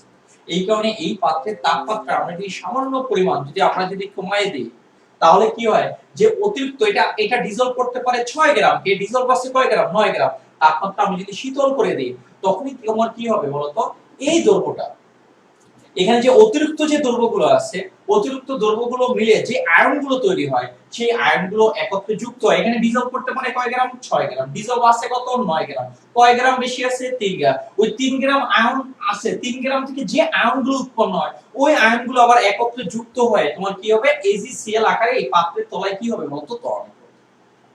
আমি কথাটাকে যদি রিভিউ করি এখানে যে পরিমাণ দৈর্ঘ্য আছে তার চেয়ে কম আছে, এখানে কি অধঃক্ষিপ্ত হওয়ার কোনো সম্ভাবনা। অধঃক্ষিপ্ত হবে কখন? যখন এটা কঠিন আকারে পাত্রের তলায় জমা হবে। কঠিন হবে কখন? যখন এই ধনাত্মক আর ঋণাত্মক আয়ন একত্রে যুক্ত হয়ে এজিসিএল তৈরি করবে। এজিসিএল যখন তৈরি করে তখন সেটা সলিড ফর্মে থাকে, আর সলিড ফর্মে যখনই থাকবে সেটাই তখন পাত্রের তলায় তলানি আকারে থাকবে। এখানে অতিরিক্ত কোনো আয়ন নাই, এখানে অতিরিক্ত কোনো দ্রব্য নাই, অতিরিক্ত কোনো আয়ন নাই। এখানে অতিরিক্ত পরিমাণ দ্রব্য এখানে ডিজলভ আছে। আমি তাপমাত্রা যদি কমাই তাহলে অতিরিক্ত কি বলবো বলতো, এখানে যে আয়নগুলো আছে সেই অতিরিক্ত আয়নগুলো একত্রে যুক্ত হয়ে তোমার কি করবে, অতিরিক্ত আয়ন কি আছে Ag+ আর Cl-, তারা একত্রে যুক্ত হয় AgCl সলিড ফর্মে তোমার কি হবে, পাত্রের তলায় এসে কি হবে বলতো, জমা হবে। আর পাত্রের তলায় যদি জমা হয় সেটাকে আমরা তলানি বলি, সেটাকে আমরা অধঃক্ষেপ বলি। তাহলে অধঃক্ষেপ করবে কোন ধরনের দ্রবণে? অসম্পৃক্ত, সম্পৃক্ত নাকি অতিপৃক্ত? অতিপৃক্ত দ্রবণে। কোন ধরনের দ্রবণে অধঃক্ষেপ করবে? অতিপৃক্ত দ্রবণে। আর অধঃক্ষেপ করার কন্ডিশন অবশ্যই হবে কি, অতিপৃক্ত দ্রবণের জন্য কন্ডিশন কি, কেআইপি গ্রেটার দেন কি আমার কেএসপি। অধঃক্ষেপ করবে কোন ধরনের দ্রবণে? অতিপৃক্ত। অতিপৃক্ত দ্রবণের জন্য কেআইপি গ্রেটার দেন কি কেএসপি। কথাটা আমি এভাবে বলতে পারি, যখন কেআইপি গ্রেটার দেন কেএসপি হয় তখনই ওই দ্রবণে কি তোমার বিয়োজিত দ্রব্যের পরিমাণটা কি থাকে, তুলনামূলকভাবে কি থাকে বলতো, বেশি থাকে। তখনই ওই দ্রবণে কি হয় বলতো, যে অতিরিক্ত আয়ন আছে সেই অতিরিক্ত আয়নগুলো একত্রে যুক্ত হয় পাত্রের তলায় তলানি আকারে জমা হবে।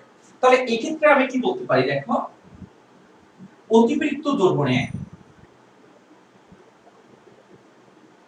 তাপমাত্রা শীতল করলে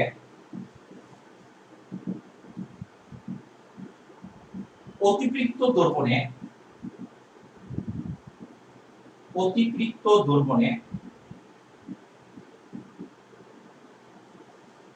অতিরিক্ত আয়ন, অতিরিক্ত যেটা এক্সেস আছে, অতিরিক্ত আয়নগুলো একত্রে যুক্ত হয়ে, যখন এই আয়নগুলো একত্রে যুক্ত হয়ে কঠিন আকারে পাত্রের তলায় অধঃক্ষিপ্ত হবে। পাত্রের তলায় অধঃক্ষিপ্ত তোমার হবে। এটা পাত্রের তলায় কি হবে, অধঃক্ষিপ্ত হবে। তাহলে আমি যদি বলি কোন একটা দ্রবণ অধঃক্ষিপ্ত হওয়ার কন্ডিশন কি, এটা তৃতীয় নম্বর চিত্র। এই তৃতীয় নম্বর চিত্রে কেআইপি আর কেএসপি এর সম্পর্ক কি, কেআইপি গ্রেটার দেন কেএসপি। তাই কোন একটা দ্রবণ অধঃক্ষিপ্ত তখনই হবে যখন তার কেআইপি এর মানটা কেএসপি এর মানের চেয়ে কি হবে, বড় হবে। তাই অধঃক্ষিপ্ত হওয়ার কন্ডিশনটা কি, কোন দ্রবণ অধঃক্ষিপ্ত হওয়ার কন্ডিশন কি, যে কেআইপি এর মানটা কেএসপি এর চেয়ে বড় হবে। এই কন্ডিশন যদি থাকে তাহলে ওই দ্রব্যটা এই দ্রবণের ডিজলভ অবস্থায় থাকবে।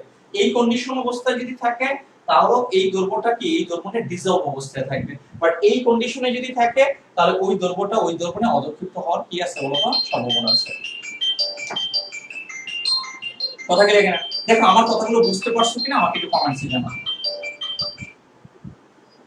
হ্যালো, হ্যাঁ জি, হ্যাঁ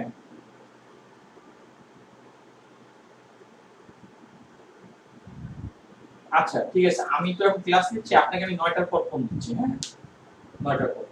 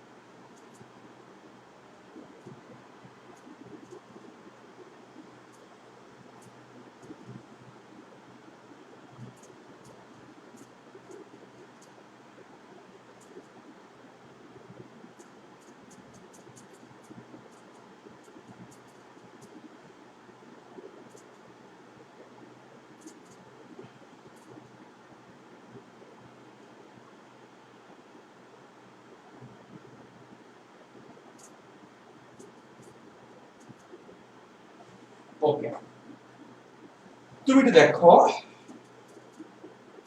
এখানে অনেক রকম আসছে, প্রথমে একটা একটা আসি, যায় না কেন।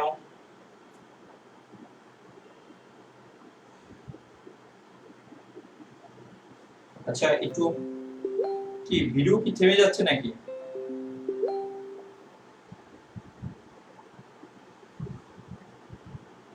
ফোন আসলে একটু সমস্যা হয়।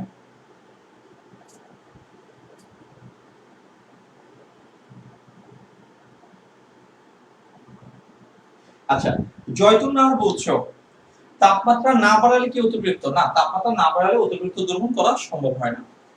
সেকেন্ড কন্ডিশনে আরেকজন বলছো তাসনিয়া, তোমার এখানে কমেন্টসটা দেখতে পাচ্ছি না, বাট আমি তোমার কমেন্টসটা পড়তে পারছি। তুমি যে স্টেটমেন্টটা দিছো ঠিক রাইট। তাপমাত্রা আমি যদি এখানে 6 গ্রাম ডিজেল আছে আমি তাপমাত্রা বাড়াচ্ছি, বাট আমি এখানে দ্রব্য অ্যাড করিনি তোমার কথা অনুযায়ী, তখন এটা ডিজলভ করার ক্যাপাবিলিটি আছে, বাট আমি দ্রব্য অ্যাড করিনি, তখন এটা ছিল কয় গ্রাম, সে ডিজলভ করতে পারে কয় গ্রাম, 9 গ্রাম, বাট আমি ডিজলভ করে রাখছি কয় গ্রাম, 6 গ্রাম। আমি তাপমাত্রা কি তোমার তখন কি করে নেব বলতো, বাড়াইছি। আমি তাপমাত্রা বাড়াইছি বাট দ্রব্য এখানে কি করে নেব বলতো, অ্যাড করিনি। তখন ওই দ্রবণটা অসম্পৃক্ত হয়ে যায়, সম্পৃক্তটা তখন কি হয়ে যায়, অসম্পৃক্ত। সে আরো ডিজলভ করতে পারে, এটা কি আরো কি করতে পারে বলতো, ডিজলভ করতে পারে। এটাও এক ধরনের কি বলতো, তাপমাত্রা বাড়ানোর ফলে এটাও এক ধরনের কি বিশেষ টাইপের কি বলতো, সম্পৃক্ত দ্রবণ। কারণ এই ডিজলভ করতে তার ডিজলভ করার ক্যাপাবিলিটি বেড়ে যায়। আছে 6টা, সে আরো 3টা ডিজলভ করছে, আরো বেশি দিছি, সে আরো 3টা ডিজলভ করছে। এটাকেও বলা হয় কি একদম বিশেষ ধরনের কি সম্পৃক্ততা। আমরা এটাকে সম্পৃক্ত না বলে এটাকে আমরা আলাদাভাবে বলি কি অতিপৃক্ত দ্রবণ। যদি তাপমাত্রা বাড়ানোর পর ও যে পরিমাণ ডিজলভ করতে পারে তার চেয়ে আরো অধিক পরিমাণ ডিজলভ হয়ে যদি পুরোটা যদি স্যাচুরেটেড অবস্থায় যদি এটা থাকে, তার মানে ফার্স্ট কন্ডিশন হচ্ছে তাপমাত্রা না বাড়িয়ে অতিরিক্ত কোনো কন্ডিশন আসবে না। সেকেন্ড কন্ডিশন হচ্ছে তাপমাত্রা আমি বাড়ালাম, এটা যে পরিমাণ ডিজলভ করতে পারে সেই পরিমাণ দ্রব্য ডিজলভ আছে, বাট তার ডিজলভ করার ক্যাপাবিলিটি বেড়ে গেছে, বাট আমি দ্রব্য যোগ করি না, তখন এটা কি আর সম্পৃক্ত থাকবে না, তখন এটা হয়ে যাবে কি অসম্পৃক্ত। সেটাকে আরো দিলে সে আরো ডিজলভ করতে পারে। কথা ক্লিয়ার না? ওকে, তুমি কি দেখো তাহলে দ্রবণে অদক্ষেপ করার কন্ডিশন কি, কেআইপি গ্রেটার দেন কেএসপি। এখানে একটা 2 মার্কের এখানে খুবই একটা কন্ডিশন কি আসে যে কোন একটা দ্রবণে, এটা আমরা দ্রাব্যতা গুণফল নীতি বলি। দ্রাব্যতা গুণফল নীতিটা কি, কোন একটা লবণ দ্রবণে অদক্ষিপ্ত হবে কিনা সেটা ডিপেন্ড করবে কেএসপি এর উপর। যদি কেএসপি এর মানটা এই কেআইপি লেস দেন কেএসপি এবং কেএসপি ইকুয়াল টু কেআইপি হয়, তখন ওই লবণটা দ্রবণে কি হবে, দ্রবীভূত হবে। আর যদি তোমার কেআইপি এর মানটা কেএসপি এর চেয়ে যদি বেশি হয়, তখন ওই লবণটা দ্রবণে কি হবে বলতো, অদক্ষিপ্ত হবে। ওই লবণটা দ্রবণে কি হবে তোমার, অদক্ষিপ্ত হবে। এই নীতিটাকে আমরা বলি কি তোমার দ্রাব্যতা গুণফল কি তোমার। আমি কথাটা আবার বলছি, এটা তোমার 1 মার্কের জন্য সব সময় আসে। কোন একটা লবণ দ্রবণে অদক্ষিপ্ত হবে কিনা সেটা ডিপেন্ড করবে তার কেএসপি এর ভ্যালু। যদি কেএসপি আর কেআইপি ভ্যালুটা যদি এই কন্ডিশনে থাকে, KIP less than KSP, KSP equal to KIP হয়, তখন ওই লবণটা ওই দ্রবণে দ্রবীভূত অবস্থায় থাকে। আর যদি এই কন্ডিশনে থাকে তখন ওই লবণটা দ্রবণে কি হবে, অদক্ষিপ্ত হবে। এই নীতিটাকে আমরা কি বলি, দ্রাব্যতা গুণফল নীতি। এখন আমি যদি আয়নিক গুণফলের সংজ্ঞা দিই, আমরা এটা বিশেষ টাইপের দ্রবণ, আমরা দ্রবণকে মূলত দুই ভাগে ভাগ করি, এটা সম্পৃক্ত আর এটা অসম্পৃক্ত। তাহলে আমরা বলতে পারি নির্দিষ্ট তাপমাত্রায় সম্পৃক্ত বা অসম্পৃক্ত দ্রবণে যে আয়নগুলো তৈরি হয়, ওই আয়নগুলোর কি মোলার ঘনমাত্রার গুণফলটাকে আমরা কি বলবো, তোমার কেআইপি। কেএসপি এর ক্ষেত্রে আমরা বলছি সম্পৃক্ত দ্রবণ, এখানে বলবো সম্পৃক্ত এবং অসম্পৃক্ত দ্রবণে উৎপন্ন সকল আয়নের উপযুক্ত ঘাত বিশিষ্ট মোলার ঘনমাত্রার গুণফলটাকে আমরা কেআইপি। উপযুক্ত ঘাত কেন বলবো, কারণ মোল সংখ্যাটা আমরা কোথায় নিয়ে যাই, এই কথাগুলো আমরা এখন বলবো। এটা দেখো আমরা এটা একটু ডিলেট করে দিতে চাই।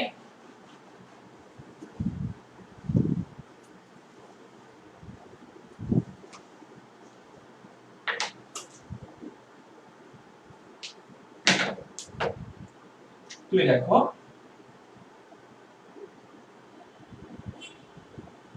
দ্রবণে অদক্ষেপ করার শর্ত হচ্ছে, এটার শর্ত হচ্ছে কি আইপি মানটা কেএসপি এর চেয়ে কি হবে, বড় হবে। এখন আমরা দ্রাব্যতা গুণফল নিয়ে কথা বলবো। দেখো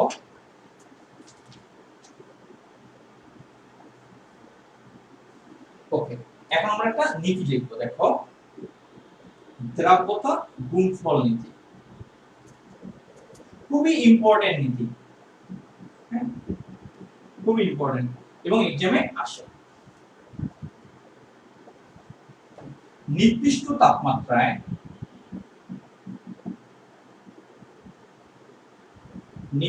তাপমাত্রায় কোন লবণের দ্রবণে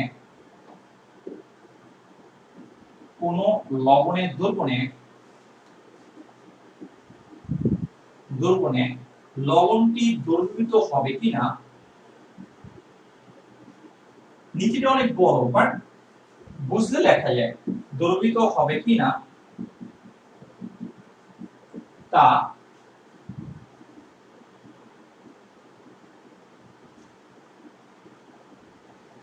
দ্রবীভূত বা অদক্ষিপ্ত, দুটোই কথা, দ্রবীভূত বা অদক্ষিপ্ত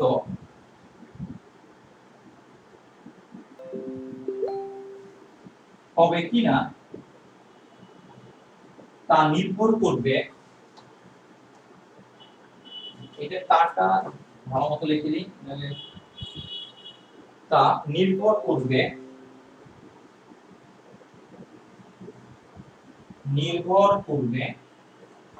ওই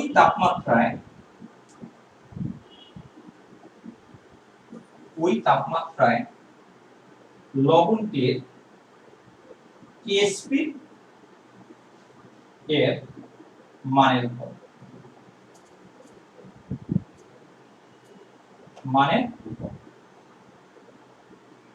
এ পর্যন্ত উঠো, আরো আছে দেখো, হ্যাঁ এই পর্যন্ত একটু উঠে না।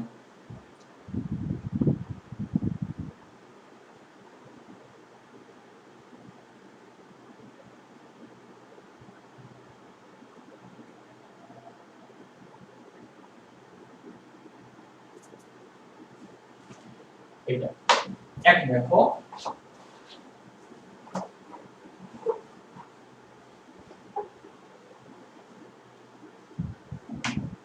এরপর নিচে লিখবা, এটার সাথে কিন্তু নীতি কিন্তু শেষ হয় না, নীতি কোথায়, এটা একটু বক্স করে একটু দিলাম। যদি লবণটির কি আইপি গ্রেটার দেন কেএসপি হয়, তাহলে লবণটি দ্রবণে অদক্ষিপ্ত হবে,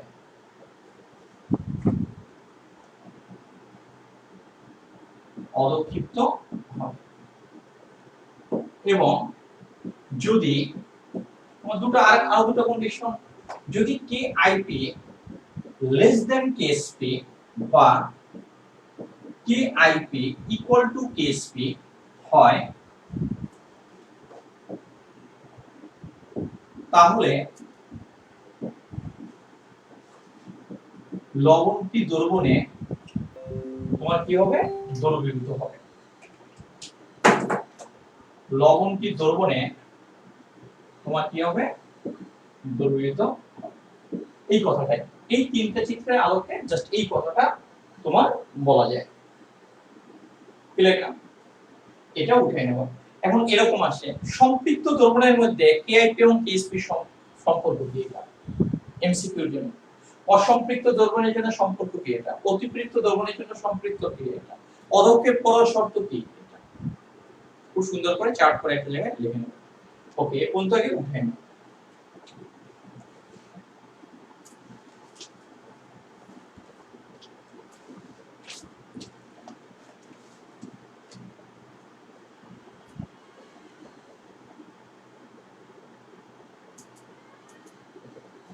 এখন দেখো, আমরা এখানে আণবিক গুণফলকে মানে কে আইপি কে ডিফাইন করতে চাই। আমরা দ্রবণ অ্যাকচুয়ালি আমরা বলি সেটা হচ্ছে দুটো, একটা সম্পৃক্ত আর একটা কি অসম্পৃক্ত। অতিপৃক্তটা একটা নির্দিষ্ট কন্ডিশনে তৈরি হয়, এটা আমরা এখন আয়নিক গুণফলকে সংজ্ঞায়িত করব। আয়নিক গুণফল তার মানে কি, কেএসপি আর কেআইপিআই তার সংজ্ঞায়, যেমন কেএসপিটা শুধুমাত্র নির্দিষ্ট তাপমাত্রা, কেআইপি নির্দিষ্ট তাপমাত্রা। কেএসপিটা ছিল সম্পৃক্ত দ্রবণ, কেআইপিটা যে কোনো টাইপ, এটা সম্পৃক্ত হতে পারে অসম্পৃক্ত। কেএসপির ক্ষেত্রে দ্রবণে যে আয়নগুলো তৈরি হয় সেই আয়নগুলোর মোলার ঘনমাত্রার গুণফল, কেআইপির ক্ষেত্রে কি দ্রবণে যে আয়নগুলো তৈরি হয় সেই আয়নগুলোর কি মোলার ঘনমাত্রা কি লেখে না। এখানে দেখো নির্দিষ্ট তাপমাত্রায় আমরা কি বলতে পারি, নির্দিষ্ট তাপমাত্রায় সম্পৃক্ত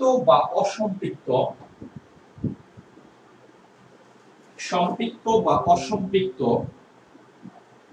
দ্রবণে উৎপন্ন সকল আয়নের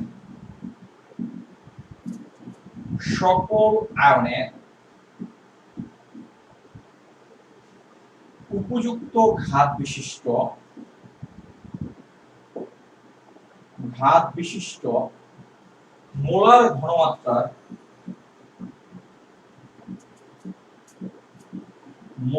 ঘনমাত্রার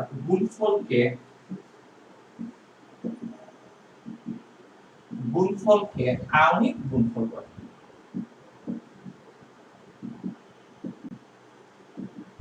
এটা আয়নিক, এটা কি তোমার এটা। আর যে সম্পৃক্ত দ্রবণের ক্ষেত্রে ওই আয়নিক গুণফলটাকে আমরা দ্রবণতার গুণফল বলি। এটাকে আমরা রিপ্রেজেন্ট করি কি দ্বারা, দেখো এটাকে রিপ্রেজেন্ট করি আইপি দ্বারা, কেআইপি, যেখানে কেআইপি দ্বারা ইন্ডিকেট করে আয়নিক প্রোডাক্ট, আর এটা মানে ইন্ডিকেট করে কি আয়নিক গুণফল। এটা দ্বারা কি বোঝায়, আয়নিক কি তোমার গুণফল ইন্ডিকেট। কেএসপি এর একক নাই, এটা সমীকরণের উপর ডিপেন্ড করে।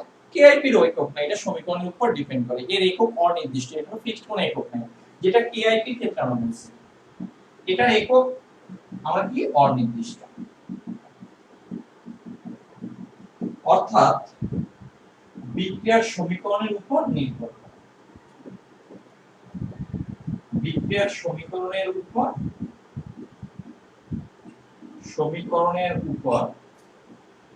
তোমার কি করে, নির্ভর করে। দেখো এ পর্যন্ত কারো কোনো ডাউট আছে কিনা আমাকে একটু কমেন্টসে জানাও, যে কারো কোনো ডাউট আছে কিনা।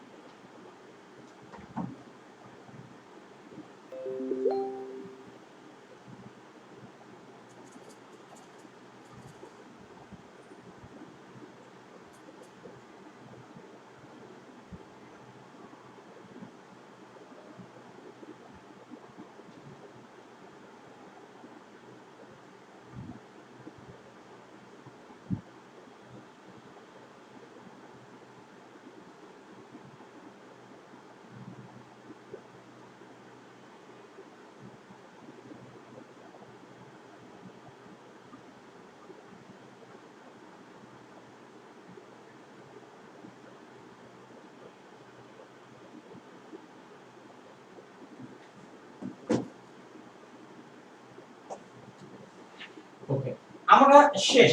আমরা একটু পড়া রিপিট করব 1 মিনিট, একটা মিনিট ওয়েট করো। মিউ, তুমি নীতিটা না বোঝার কিছুই নাই। তুমি দেখো আমরা এখানে দেখো আমরা লিখছি কি বলতো, কেআইপি লেস দ্যান কেএসপি। এখানে আমরা লিখছিলাম কি বলতো, কেআইপি আর কেএসপি সমান। এখানে আমরা লিখছিলাম কি কেআইপি এর মানটা কেএসপি এর চেয়ে বড়। এই তিনটার আলোকে বলছি কোন একটা লবণ ডিজলভ হবে কিনা, কোন একটা লবণ দ্রবণে যদি অ্যাড করি সেটা কি হবে, অদক্ষিপ্ত বাকি তোমার দ্রবীভূত হবে কিনা। এখানে কি লবণটা কি দ্রবীভূত অবস্থায় আছে, এটাও কি আছে দ্রবীভূত। তাপমাত্রা শীতল করলে এখানে কি হবে, অদক্ষেপ করবে, অদক্ষিপ্ত হবে। তাপমাত্রা যদি শীতল করি, এই তিনটা বলছি। কোন একটা লবণ দ্রবণে কি আছে যদি অ্যাড করি, ওই লবণটা দ্রবণে দ্রবীভূত হবে নাকি অদক্ষিপ্ত হবে সেটা ডিপেন্ড করবে কেএসপি এর মানে। যদি কেআইপি কেএসপি, কেআইপি এর মানটা কেএসপি এর চেয়ে যদি বড় হয় তাহলে সেটা অদক্ষিপ্ত হবে, আর যদি কেআইপি এর মানটা কেএসপি চেয়ে যেতে ছোট অথবা কেআইপি আর কেএসপি যদি সমান হয়ে যায় তখন ওই লবণটা দ্রবণে কি হবে দ্রবীভূত হবে। এই তিনটা চিত্রের আলোকে বলছি, এই তিনটা চিত্রের আলোকে এই কথাটা বলা হয়েছে, আর কিছু না। কোন একটা লবণ দ্রবণে যদি অ্যাড করে এটা দ্রবীভূত হবে নাকি অদ্রবীভূত, এখানে এখানে এটা ডিসলভ, এখানেও এটা কি ডিসলভ, এখানে এটা কি যদি তাপমাত্রা কমানো হয় তাহলে কি হবে অদক্ষিপ্ত। তাহলে লবণটা দ্রবণে অদক্ষিপ্ত হবে না দ্রবীভূত হবে সেটা ডিপেন্ড করবে এই তিনটা কন্ডিশনের উপর। যদি এই দুটো কন্ডিশন হয় তাহলে দ্রবীভূত, আর এই কন্ডিশন হলে সেটা কি হবে অদক্ষিপ্ত। আচ্ছা আজকে এ পর্যন্ত থাকবে, অবশ্যই পড়াগুলো উঠে নেব। আমাদের নতুন একটা ব্যাচ আমি স্টার্ট করতেছি, সেটা হচ্ছে সম্ভবত 10 তারিখ।